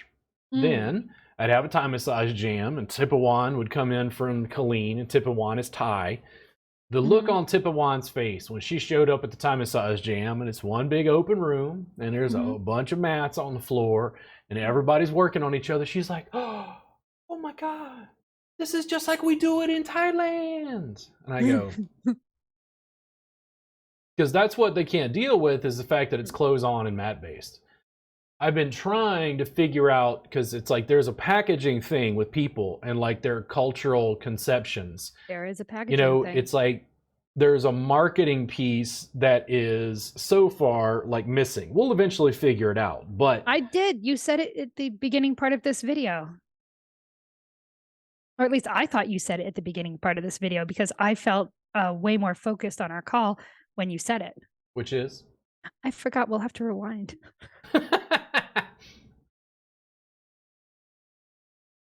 I pointed it out at the beginning. I'll just have to rewatch this video, which I never rewatch videos that I'm in, but I'll rewatch this one. The way it looked, like we went to Jamaica, and I'm like, what does a Jamaican Thai massage jam look like? I don't know. So now I may at some point, because I'm rebranding under the term Next Level Pain Relief, I may have to rebrand the Thai massage jam eventually. It doesn't. Right, it's not really on brand anymore. Right. Yeah. Next Level Massage Gym. I will just call it so when I do balloon animals, because I do balloon animals, we call it a twisting jam, or we just call it a jam. Yeah.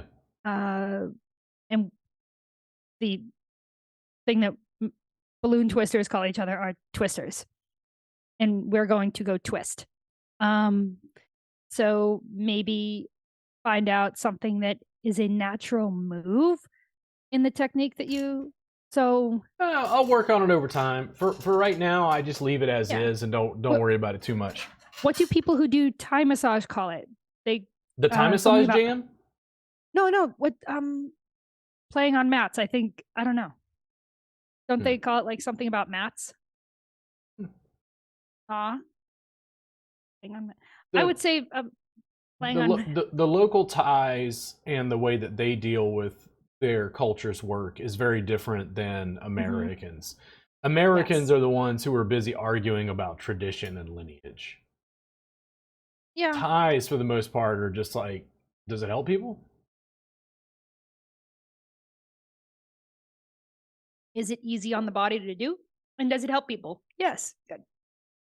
I just want to do something, now that I've done this for 9 years, I just want to do something that is easy on my body and gets results faster.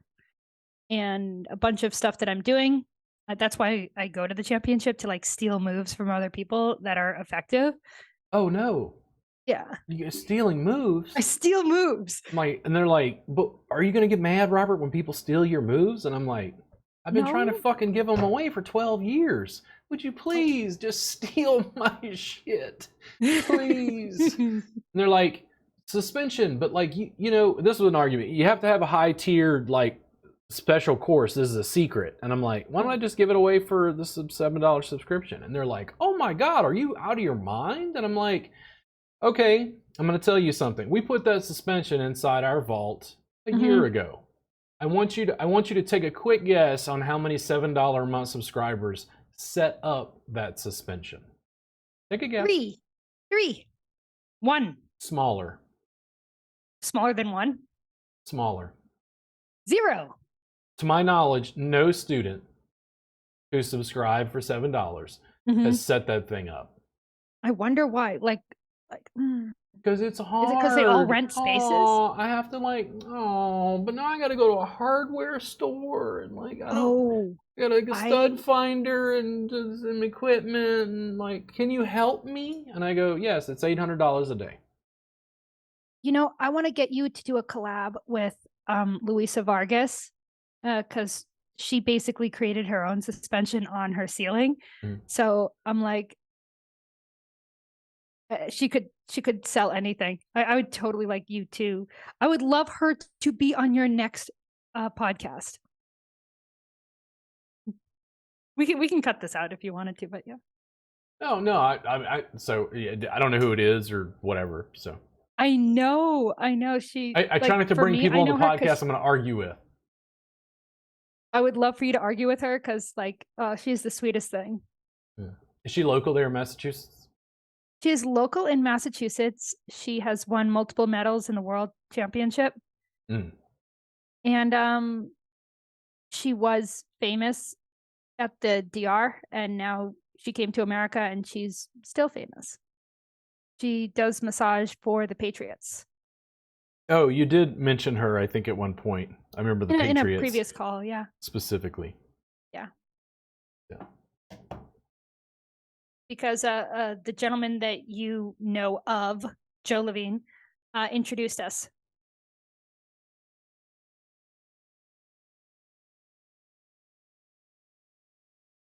Joe, you pronounce his name differently than I do. Yeah, I don't know. From Washington State. Yeah, yep. There's no standardization for pronunciations, so. No. Yeah, I didn't know if it was Lavin. I don't know either. No, I don't know. Yeah, there's a lot of room for growth in the industry, from digital supplementation, teaching online. I don't treat stuff like it's a secret. I just keep giving people information. And if anything, I think the marketing is somewhat backwards for massage therapists. They want to go on expensive retreats that are elite. Subscription service has no clout at all. No. He just gives away information. Well, apparently it's not worth anything. And I go, well, maybe you could have a booth and have we could do that. Having a booth and a volunteer at the world. I could do that. We could do that. Yeah. I'm just thinking out loud about the festival and having a booth. Because then you wouldn't have to fly out there, and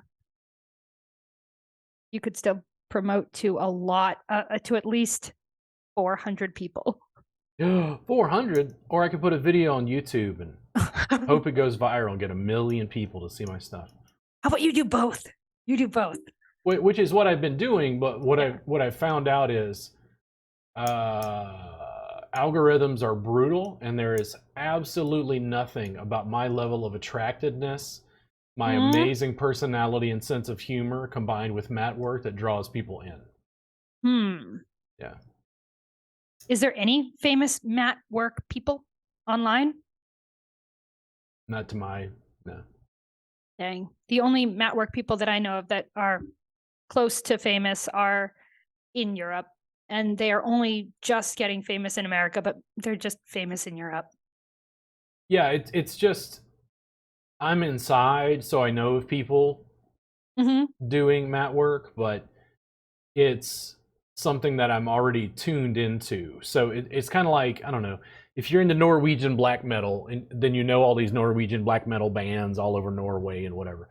But if you're not into it, you're just like, what? It's the same thing. Like, mat work in the United States, I tell people, represents less than 0.01% of the current marketplace.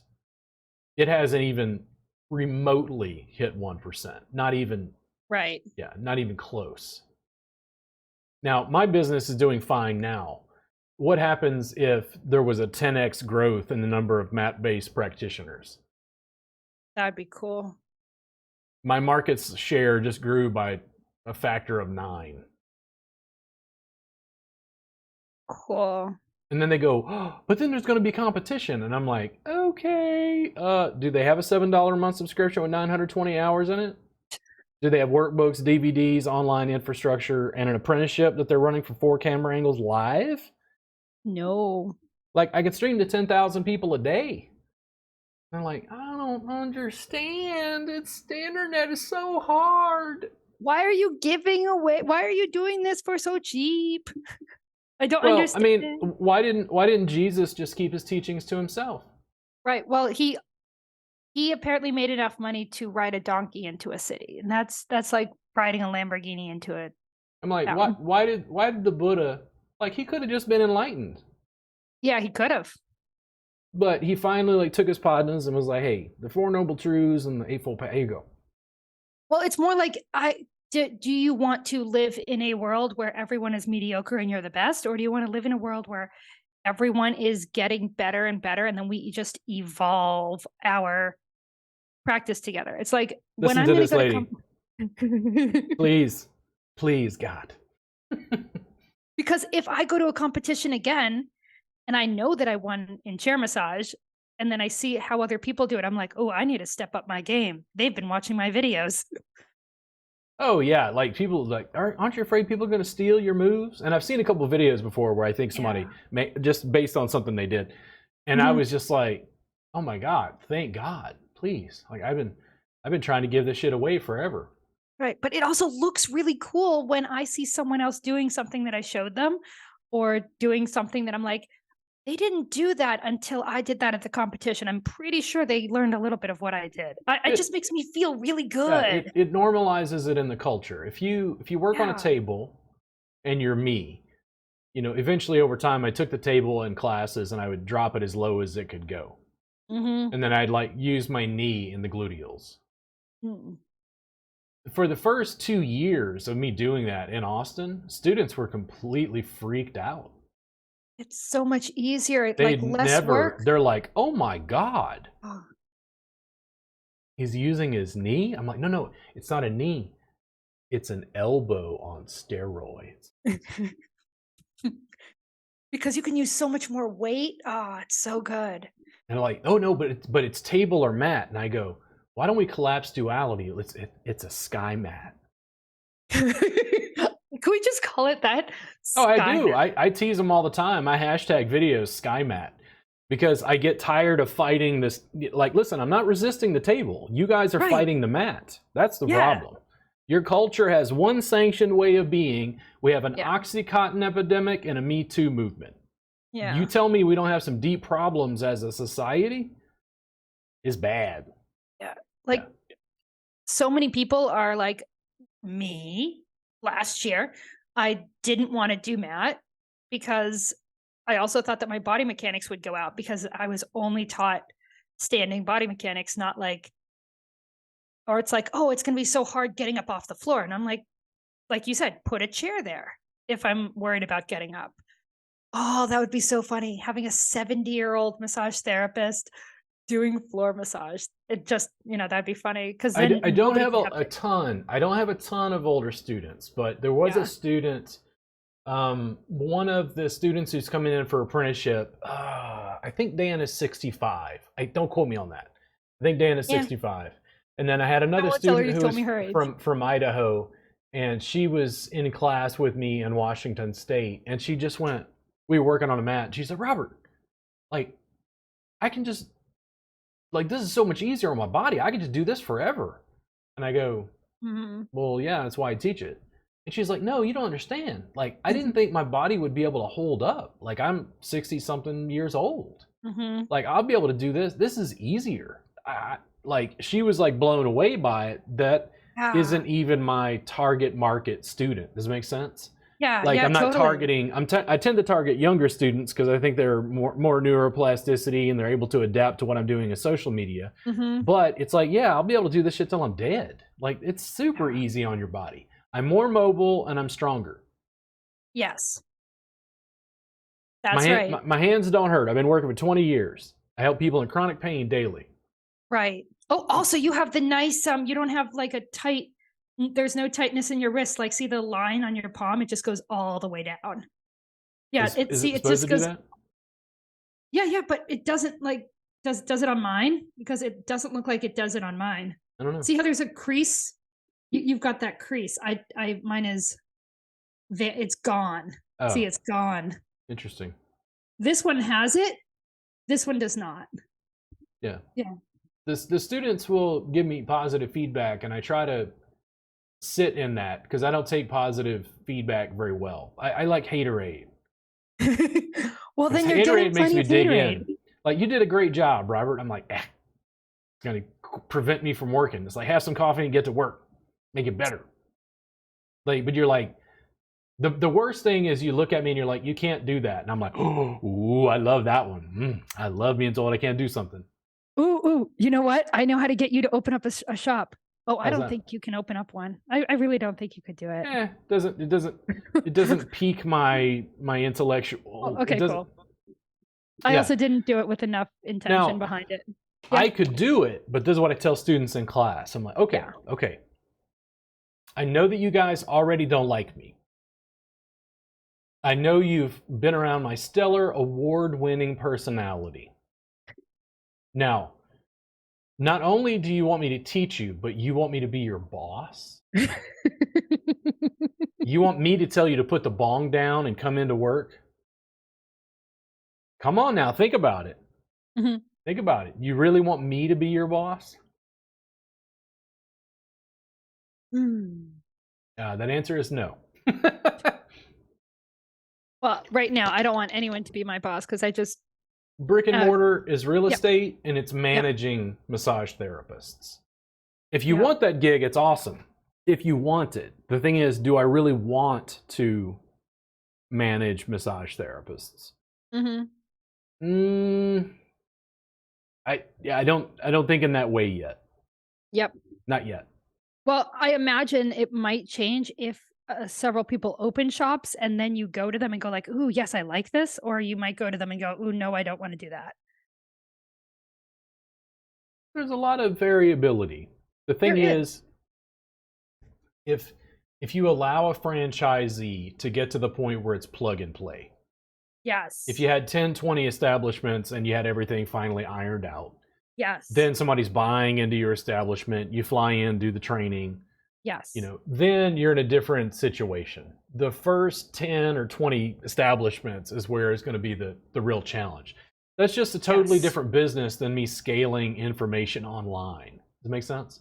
Yeah, totally. And I like the idea of being able to scale, because in massage places, you can only scale up to the amount of therapists that are willing to work and the amount of rooms you have. This idea also, you could scale a lot more because, well, I mean, like you have to figure out how many people can fit on a mat, but also your therapists are not going to be as tired at the end of the day. There's going to be more of a community. It's going to be you're just not going to be tired at the end of the day. And you can see let's do some quick math. So, okay, how long, and I'll improvise on this. How long is the typical next level pain relief session? I don't know. A typical massage session. We'll just say it's 2 hours. We don't want to go crazy and make it 3 because it makes people weird or something. I don't know. We'll just do 2 hours for the purpose of this. So let's say the average facility, if it's completely open and there are mats out, kind of like a yoga studio, do you think we could do 10 therapists, 10 sessions at once? Let's say that there are 10 people. That's a pretty big room. Okay. Now, how much is a 2 hour session? Would it be 200 or would it be 140? Because I don't know how much you charge for the floor thing. $200 an hour currently. Okay, cool. So let's do 400. I was going to say 300 because they're new people and, Okay, well, let me back up. We'll do that. 300. I don't know. 400. Yeah, go ahead. Do 400 or 300. All right. So $300. 300. Times 10 sessions. 300 times 10 is 30,000. Not 30,000. 3,000. 3,000. That's not a lot. And then 2 hours. Wait, we're talking about each therapist. Oh, no, wait. We're talking about... Hang on. 300. 300.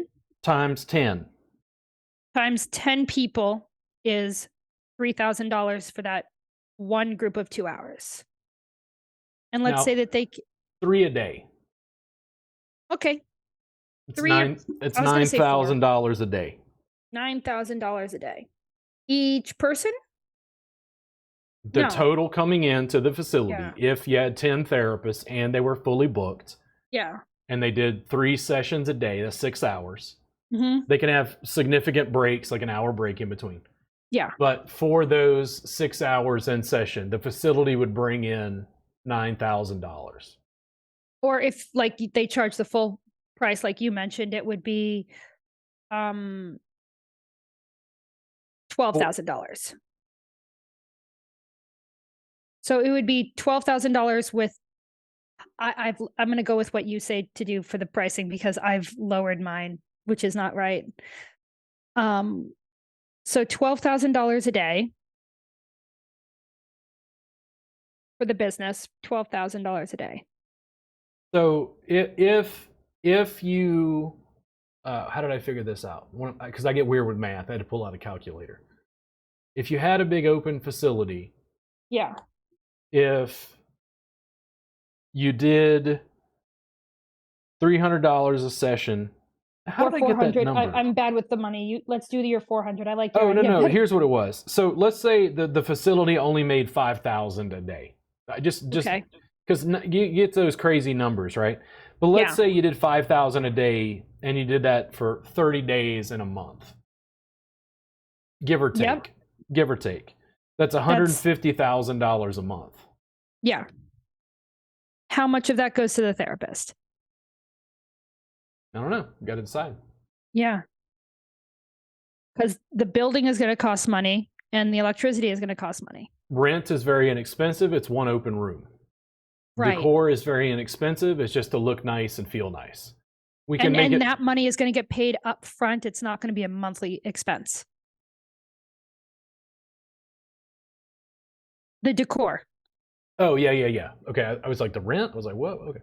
No, decor is just going to be maybe every quarter we'll The decorate, training but on my end is mostly free because I just provide the training. yeah. And then if a therapist, because we went between $300 and $400 for a 2-hour session.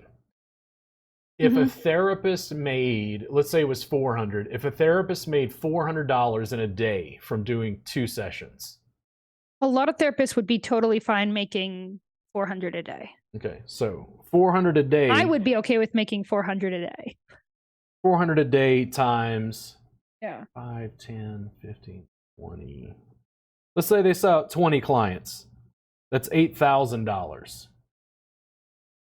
If all they saw was 20 clients, they could make $8,000, almost $10,000 a month. I think any therapist would be happy with that. Yeah, and the thing is, it's like there's taxes and there's always the devil's in the details. You're right. There's always little things. The question is what you can do is you can say it costs this much, but we would like you to tip your therapist.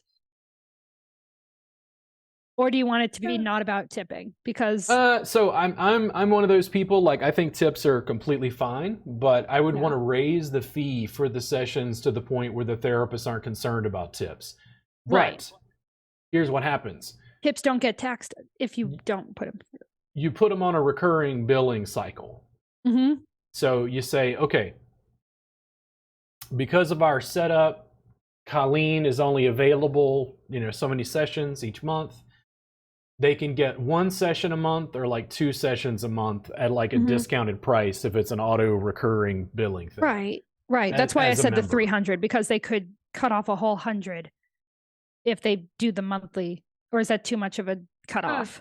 That's for the accountants to like sit down and figure out. We'd have to take out a calculator, figure it out mathematically. I'm not opposed to discounts, but what you do is you use events kind of like the Thai Massage Jam or community classes and couples classes to bring people into the studio, because it's one big open room. That's a classroom now. Yeah. Because we're having CE classes or other classes outside of the facility to build community, to bring people into your tribe. Yeah. The stuff that we're doing is much more amenable and interesting to like CrossFitters. People who do Brazilian Yes. jiu-jitsu, like certain groups like that. Then charging $200 an hour would be totally fine because they already pay. Yeah.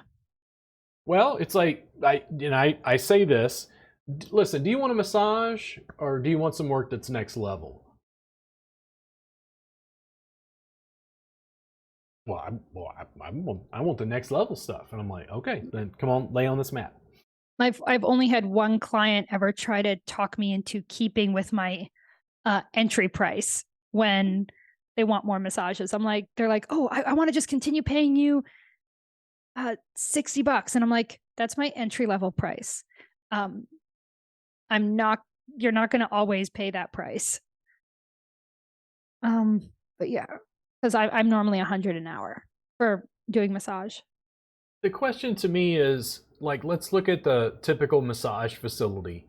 What's the advantage to a person who's going to run this? They're a franchisee. They want to run this kind of facility. What's the advantage? What's the advantage to them? On a business owner side or on a human side? Both. So on a human side, I like the idea because it's community. I like community stuff. More community. Yes, that's what I like on a human level. On a business level, you could, as a business owner, if let's say in the beginning of you opening up and you're not that busy, you can, like we mentioned in a previous call, rent it out the space because I imagine would be either mats or hardwood floors, yoga, karate, any After physical hours. activity. Yeah. You could even add blocks to the, if it's big enough, you could make it a mini parkour place, not real good parkour, but a next level pain relief studio, you do less laundry. Oh my gosh. Oh, I love that. There is no laundry. All you would do is have a cleaning solution, a rag, wipe it down just like they do at karate studios and dojos. And we could figure out if you wanted to do like individual coverings for mats, you could do that, but it would still be less laundry. Yes. Like if you wanted to have, for some reason, like a silk cover, make it more like a lomi massage, like have the floor be extra slippery. Yeah. Lomi is a Hawaiian massage using a very slick table. I think that the rent and upkeep of the facility would be less because it's not individual rooms. You have no issues, or almost none, of sexual impropriety. Yep. Everybody's working publicly and clothed. Mm-hmm. And you could have a camera on it all day so that your social media production is unlimited. Yep. You have, of course you have people sign a thing saying, yes, I'm okay with being filmed. The thing is that the franchisee, if they're running the facility, there will be a challenge where it's not going to be easy to replace staff. The staff will appreciate that. Well, my thing is like, I can tell you this right now. If I opened up a brick and mortar in Austin and just put out the word, I'd have more than 100 therapists beg. Mm-hmm. And I go, okay, line up. We're doing interviews today. Mm-hmm. And I would select the 10 students who were just over the moon and tell the rest that we'll contact them later if we need more. Yeah. Because I scrape the cream off the top, work with those students. Once those students are set up and working, here's the deal. Once they get used to doing mat-based work that's easier on their body in this situation where hopefully, are they being paid more? Yep. And I think we can. I think we can pay them a little bit more. I think you can also just charge more for the service because it's a unique service. You can't get it everywhere. I want to point out something, though, that I have heard from a bunch of clients regarding one franchise's way of telling them, oh, you're getting massaged by an elite therapist, so you're going to pay more. And they're like, well, I've had a massage from this person for a very long time. I don't want to pay more just because they got more training. So I think not having a different pay slot for the different therapists from the client's perspective, just from the business perspective. I wouldn't want to change the price for the client if they have been seeing that person for a long time. Yeah, we can work that out. The Yeah. main thing as a franchisee is you have to have happy employees. The Yes. staff who are delivering the sessions, are they making more than they would at Massage Envy? Right. And just that some massage therapists lost their clients because the price went up for their client. So I'm You like, don't I want to don't work with want those clients anyway. what? You don't want to work with those clients anyway. Got it. All right. Long term. This is the thing is Yeah. this next level pain relief clinic, if I had this in Austin, Mhm. there are people to fill these spots. There were Got it. people who would beg to be part of this community, both as Right. employees and customers. I think it Mhm. would work. I'm just not interested in running a brick and mortar at this No. stage in the business at all. Right. The deal is, I have it in my head. I see it in various ways, and there are Mhm. all sorts of like supplementation based on the model. I can't get any facility to even remotely look at what I'm thinking. They're just like, this is no. It's kind of like, it's too different. And I go, cool, because what really stands out in business is to look like everybody else. I just started remembering that you and I did have a similar conversation of this a bunch of years ago. I think we actually have talked about like, yeah, this has been something that you've been thinking about for a very long time. Oh yeah, my whole Yeah. career. My Yep. whole career. It's like Kristen has worked with me the longest. She's been an apprentice for the last like 4 years. Mhm. And Kristen took 2 years to get her off the table. Yep. So like fully mat based. Now 2 years later, she'll literally have a business meeting when she's like, I fucking hate the table. God damn it. Like I hate it. I hate it. I hate it. I hate it. And like she doesn't even really want to teach it. And I'm like, Kristen, do you want to go tell a table-based industry that you don't like the table because the table is holding them back? Because I'm sure they'll be happy to be angry at you instead of me. She's like, it's ridiculous. It makes them work too hard. And I'm like, okay, Kristen, you and I can agree with that. Now what? You want to go tell 99.9% of our entire industry that they're working ineffectively because they're on a table. Be my guest. Well, because I'd be happy to see you get hate mail finally, and then I'll have to deal with the emotional upheaval that causes.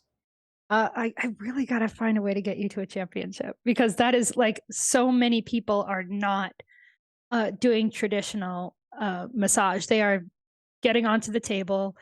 They are And if you're at Massage Envy, you just got fired. exactly. Or in Elements, they're like, you must have a foot on the floor at all times. And I'm like, Yep. I can't do this. I have so many great ideas of like, sitting on the table, letting the client's arm drape over the leg and using the knee to support the shoulder. I mean,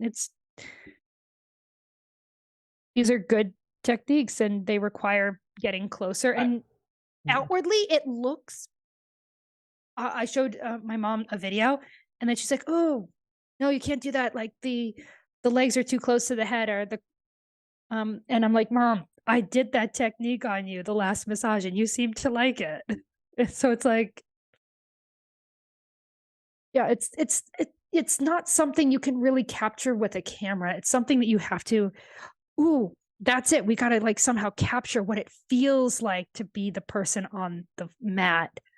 So maybe we can film their facial expressions and the touch of the foot on the shoulder. I think that it might be a little bit sexy, but I think that showing those things like they do at cooking shows, like the person's foot pushing onto the shoulder, or the client's face as they relax into the stretch. So, let's go back to this for a second. So, I never Okay. had any issues selling to clients. Clients aren't a problem. Yes. Students. Mm. All they want is suspension. All they care about is suspension. And I go, suspension is up. It's in the vault. There's a master class. Have at it. Merry Christmas. You want to do some private instruction? Let's go. Yeah. I go, oh, it's really expensive. I'm like, it's $7 a month. Yeah. If you don't want to do the live in-person thing, $7. That's really great. But like, will you help me? Sure. $200. The thing is, and price of I have one an issue with massage. this. I mean, I talked about the fact that I deal with adversity better. So I kind of like the haterade. I hate to say that in a way, but I do. I kind of like it in a way. Over time, as I get busy, like I'm still told on a massive scale, like you cannot teach online. That doesn't make you can't teach online. And I'm like, I don't want to explain to you guys what percentage of my revenue comes from teaching online. Mm-hmm. It's working. It's growing. Like if it continues to grow, I'm going to have other problems. Yes. And the thing is, from a place of success, somebody yammering on Facebook that they don't like it is like, okay, all right, Karen, you don't like it. Congratulations. Like, why do all these people love it? Like, I went and saw Avatar last night, and Avatar was pretty good. Did you see the new one, by the way? I have not seen the new Avatar. I do have access to a Disney Plus. Yeah, people are like, you know, well, I don't like it. I'm like, okay.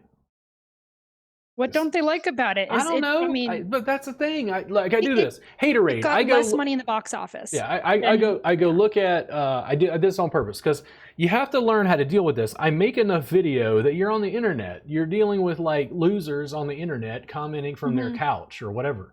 Yes. And then somebody, I went and found because intellectually I don't have the makeup for like how to deal with this. It's something that I've had to learn through iteration, through repetition. So I went and looked up Led Zeppelin's "Stairway to Heaven," one of the most popular rock songs in history. I looked up their official video on Led Zeppelin's official channel, and I got to see how many people went, "I don't like this," and leave negative comments about "Stairway to Heaven." And I'm like, does Robert Plant ever wake up and go, I could have done better on "Stairway to Heaven. It didn't live up to the potential that it could have. No. He's like, somebody doesn't like it? Okay, well, I made millions of dollars living my life, being wonderful, providing for my family. I'm kind of a grandfatherly figure at this stage. Oh my God, he is. Yeah, and it's like... I got to see one of his shows, yeah. Yeah, it's like, I'm sorry you didn't like it. Oh, sorry, not Led Zeppelin. Aerosmith. Go ahead, keep going. Yeah. So it's one of those things where you got to learn how to handle that when it comes to social media production. Eventually, the stuff that we're talking about being mat-based, I think it'll be like, basically here's the shift that I see. 10 years from now, they're likely going to be massage students who plop their ass down in massage school. And the teacher is going to have them introduce themselves to the class. And they're going to say, I'm here in massage school, but you know, I'm already studying online with Robert Gardner. Yeah. Things are going to change. When there's enough mat-based therapists making money doing this mat-based work, the industry is going to start to flip somehow. Like people go, dude, but people are going to steal your suspension. And I'm like, they're going to steal the thing that I'm giving away? Yeah. Like they're going to take your ideas. And I'm like, oh no, they're going to make mat-based facilities and people are going to get help all across the United States and they're going to promote mat-based work so that people go on the internet and find my stuff so I get 10,000 subscribers and make $840,000 a year passive income. Oh no. I can totally see that happening where it's like, I can totally see that happening. It's like the marketplace, the digital side is huge. You know, you're in Massachusetts. We haven't even spent 2 seconds pondering the fact that we have cameras and lights and this capacity to communicate with each other over a computer. It's just like, well, yeah, this is what people do now. Yep. I was born in 1977. I remember playing Atari. I could see it in my mind's eye like it was Star Trek, but I didn't think or didn't know how fast it would come along. Oh my God, it's so fast now. Like so many things have happened in science that are going to be available to the public in the next 5 years that are unbelievable. Yeah, I had a we have workbooks and DVDs, and I was working with a guy. He was helping me because remember the some stuff that you don't want to do. This guy was helping me get my stuff on Amazon, the physical workbooks and DVDs, and he's like, "Well, the problem with the stuff is it's digital." And I go, "Why is that a problem?" He's like, "Well, people are just going to steal it," and I'm like, "And make me the Metallica of body workers?" Like, if somebody's going to steal your work, they're going to see you and they're going to know you. How about this? I'll give it to you even better. If you're poor and you write me and you go, "Hey, I can't afford it," I go, "What do you want?" They're like, "Could I get that phase 2 workbook?" I'm like, "Yeah, I'll just send you the free digital copy." Yeah. They're like, "What? Like, what does it cost me to give you a PDF?" Right? It costs you a few seconds of your life. It's fine. Yeah. You can't afford it. It's okay. Now, here's the thing. Look at this with me for a second. This is digital distribution. I have a $7 a month subscription with 920 hours of footage. Why are students paying me $250 a month to work with them for 6 months? Because it's awesome to work with somebody who makes videos. But they can learn it for free for $7 a month. Why don't they just do this? Yeah, that's a good question. You can either join a gym and be with a person, or you can... This is the funnel. Yes. And here's what happened. The entire funnel, the pitch is the same, but the entire funnel is growing. They just want some assistance. They want my personalized attention, and I give it to them and answer their questions, and it's fine. Like, I want to help the students. I want to assist them. But because I'm doing it through 4 cameras, Michelle Ratz McGuire, I bring her up regularly. She's in Canada. I've never met her in person. Her entire practice is mat-based with suspension now. Wait, do I know her? I've never met her in person. People keep going, "Well, I can't learn online." And I'm like, well, Michelle Ratz McGuire looks like she fucking has, because her entire practice is mat-based with suspension. She's in Canada. I've been teaching her from 4 camera angles. What's her name again? Michelle what? Michelle Ratz McGuire. R-A-T-S? R-A-T-Z. All right. The deal is you don't have to draw every student. Some students are going to start here. Some students just want a free workbook. Some want a subscription. Some want a workbook. Some want an online class. I'm like, I just keep giving them new options to make more money. When I do this podcast with you, am I being paid to do this podcast? We've been going for 2 hours. What was my hourly fee? 200. I'm not... No. It's like I'm promoting to your audience and you're promoting to my audience. They want to hear women's perspectives, and I bring women on the podcast and we just talk shop, and people relate to me and people relate to you, and it's like it just normalizes the whole, situation in the industry. Though. My aura. You've got a cool aura. Well, when I meditate, I fast, smoke a lot of ganja, a hash, very high THC content. Yes. And that's how you get a purple aura. I mean, I got this white. I become one with the universe. But it's like I always wanted to just help the students. That's why we did the Time Massage Jam. So why did the massage therapists not come to the Time Massage Jam and work with me in person? Because they didn't know it was there. I didn't know it was there. To a point. Now, would a local school promote people coming to the Time Massage Jam? I don't know. Why? You weren't offering CE credits. Why do the massage therapists need CE credits? I don't know. In Massachusetts, we are required to have some every couple of years. I could technically give the massage therapist CE credits, but the massage therapists sometimes who want CE credits are only interested in the CE credits. Once they've gotten their credits, they don't want to come back for more training and education. I can see that. Yes. Massage schools, and I'm dying for this to happen.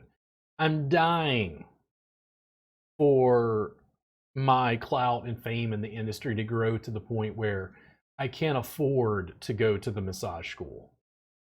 And I go, no, you'd have to pay me to even have me show up. Sorry, I'm busy. Ooh. Because that's not the current situation. The current situation is lots of, not all, but lots of massage schools are like, we want 50%. And I'm like, good God. 50% of free? Like, if I teach a CE class at the school, they'll want 50%.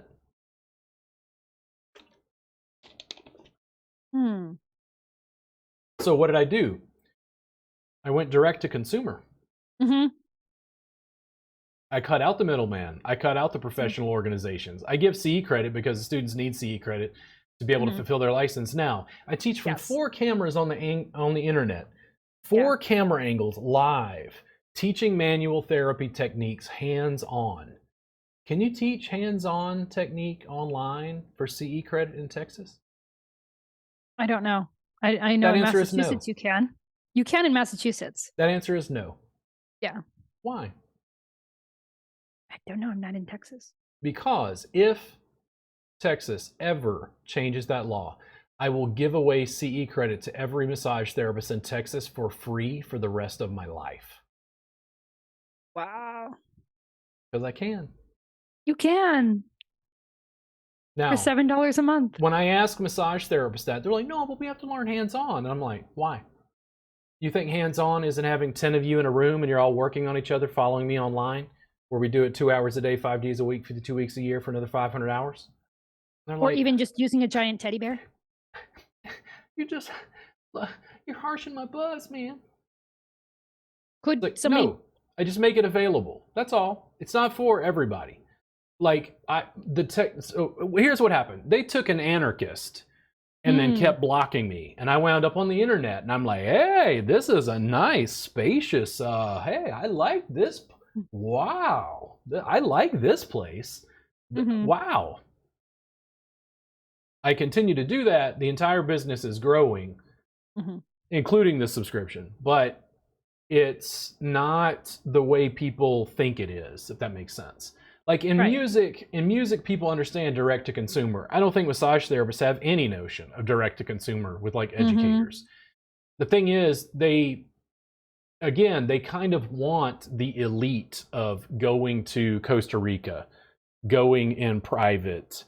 You know, the fact that I turn on the cameras and film everything, in a weird sense, it actually diminishes its prestige. I'm checking out the YouTube channel right now. And people go, I don't understand. You have 2,000 videos on your YouTube channel. Like, what's the stuff in your vault? And I'm like, the full recordings. And they're like, what? And I'm like, the YouTube channel is just a sampler. You also do massage on the table. It looks good.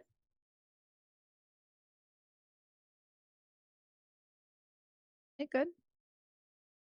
Different.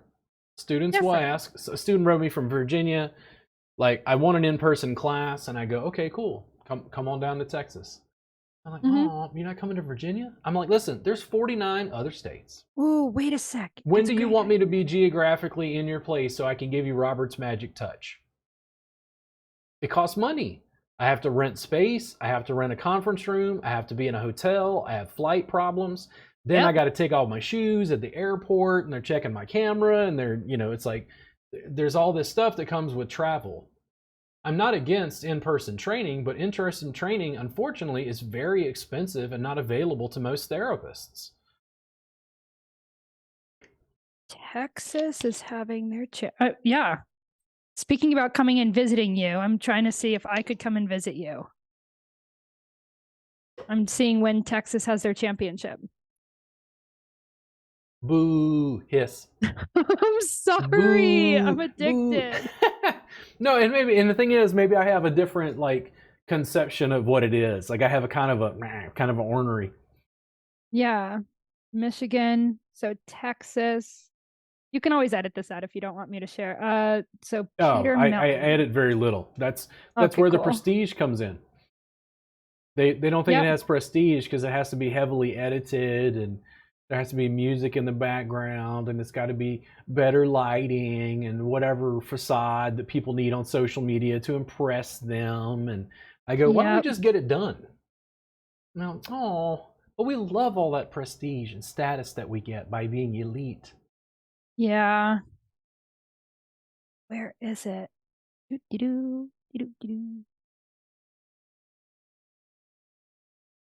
There we go. I just wanted to see when the New York.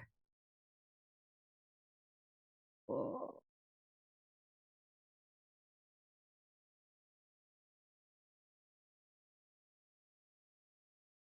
Cool. I'll come visit you in November. Which is Later this year. so. What's going on in November? The Texas Massage Championship. All right. So, can you give me a date? He says November 11th, 2023. Maybe. I may, right, because you got that thing. well, Yeah. maybe depends on schedules, but I may be in Cabo San Lucas the first week of November. So I will have to just come and visit you before or after, like before that. Yeah, tons of options. Like Yeah. I still teach in person. People fly into town and take training with me or do whatever, Yeah. and that sort of thing. Will you be in Cabo San Lucas middle of November? Nah, I think it's just gonna be that first week, but we're still working out details. So Then that makes it super easy. I just come, do the championship, and then visit you, and then go home. in Texas? Yeah. Maybe. Where's Yeah, where is it in Texas? He says to be decided. Oh, okay. Then so Texas is a big state. To give you an idea, I'm in Central Texas. If it's in Brownsville, I can drive like 6 hours straight south and still be in Texas. Got it. It's a big state. It is huge. Yeah. Yep. Cool. Well then, yeah, next year is just me traveling all over the place. Yeah, I am kind of moving towards, in addition to working with students like you privately, Thank you. or doing apprenticeship, we're kind of moving towards retreat classes. I think Yes. it's the next step for what we're doing. I'm Mhm. not liking, and not that I won't teach them, I'm not liking group classes as much, and I'm not liking the mainstream CE market. Mm. I want dedicated practitioners who want to go. Like, Right. this is what I want to do. This is where my life is going. This is the kind of practice I want. Like, I want to Mhm. draw more of this. So having them in retreat style, I think that you, for instance, if you came down and spent several weeks here and you worked with Kristen and you worked with Danielle and you worked with me and you worked with David and you hung out with us in March, hopefully. Oh, we got to figure this out this week, hopefully. I'm getting a large house, an Airbnb out in the Texas Hill Country. I'm having a chef come in and make meals because we're doing a retreat in late March. Wow. So imagine hanging out with us for 5 days. That would be awesome. Yeah, the kind of learning, it's not just the learning in class with the bodywork. It's like students have a chance to like talk to each other and like learn from each other about business and what's working. And the business itself, it's been very interesting because there is a sort of cult of personality on the internet. The business increasingly has less and less and less to do with me and more to do with the brand. Yes. Yeah. I like that you're evolving to that point where the brand is becoming its own thing. Yeah. And it still takes time and work and whatever, but retreat classes, like you make it available to everybody, $7 a month, and then you have apprenticeships online or in person, and then like retreat classes periodically. It seems like you do a couple of retreats a year. Like we just went to Jamaica, which wasn't a retreat, I was teaching there. The students had such a strong response just to seeing my vacation footage basically from Jamaica. That's what they want. Yeah. And then just to hang out with other massage therapists. Yeah. Yeah. Like that's what I think I'm gonna have the thing be in Massachusetts is we're gonna have a competition, but then you're just gonna hang out, have fun with people. And when is that gonna be again? What were we talking about? We were thinking about October because if we make enough money, then we can have amazing people from other states come and teach. I really like the idea of having there be open floor, giant room where therapists are taking care of clients and everyone is doing good. Yeah. Clothing on. Just let me know. Awesome. Yeah, if the event comes down, just let me know in advance. Like I'm so booked out, like with apprentices just through June, that like there was a corporate facility that was trying to hire me for some training for multiple establishments, and I'm just like, dude, like I keep telling you, like you got to get on my schedule. Like this shit is filling up. Yep. By the time we get through April, in April I will start marketing again for the next apprenticeship from June till the end of, or July till the end of the year. And it's like, it's eating my business. Like I am increasingly just, people are like, dude, I don't, are you teaching in person? And I'm like, I'm trying, but it's in retreat classes. Like Yes. I'm increasingly giving the local classes to Kristen and Danielle because I can't keep up. Right. It's just not, it's not a good use of my time, really. Right. Yeah. That's awesome that you have that the business has evolved that much. If I haven't solidified a date, a time, and a place by April, then I'm going to do the retreat thing in next year. Yeah. Like 2024. If I don't have everything done by April 1st, then I'm just going to push it to next year. Okay. Yeah, but just make sure to let me know in advance. Like I can usually rearrange things and make it work.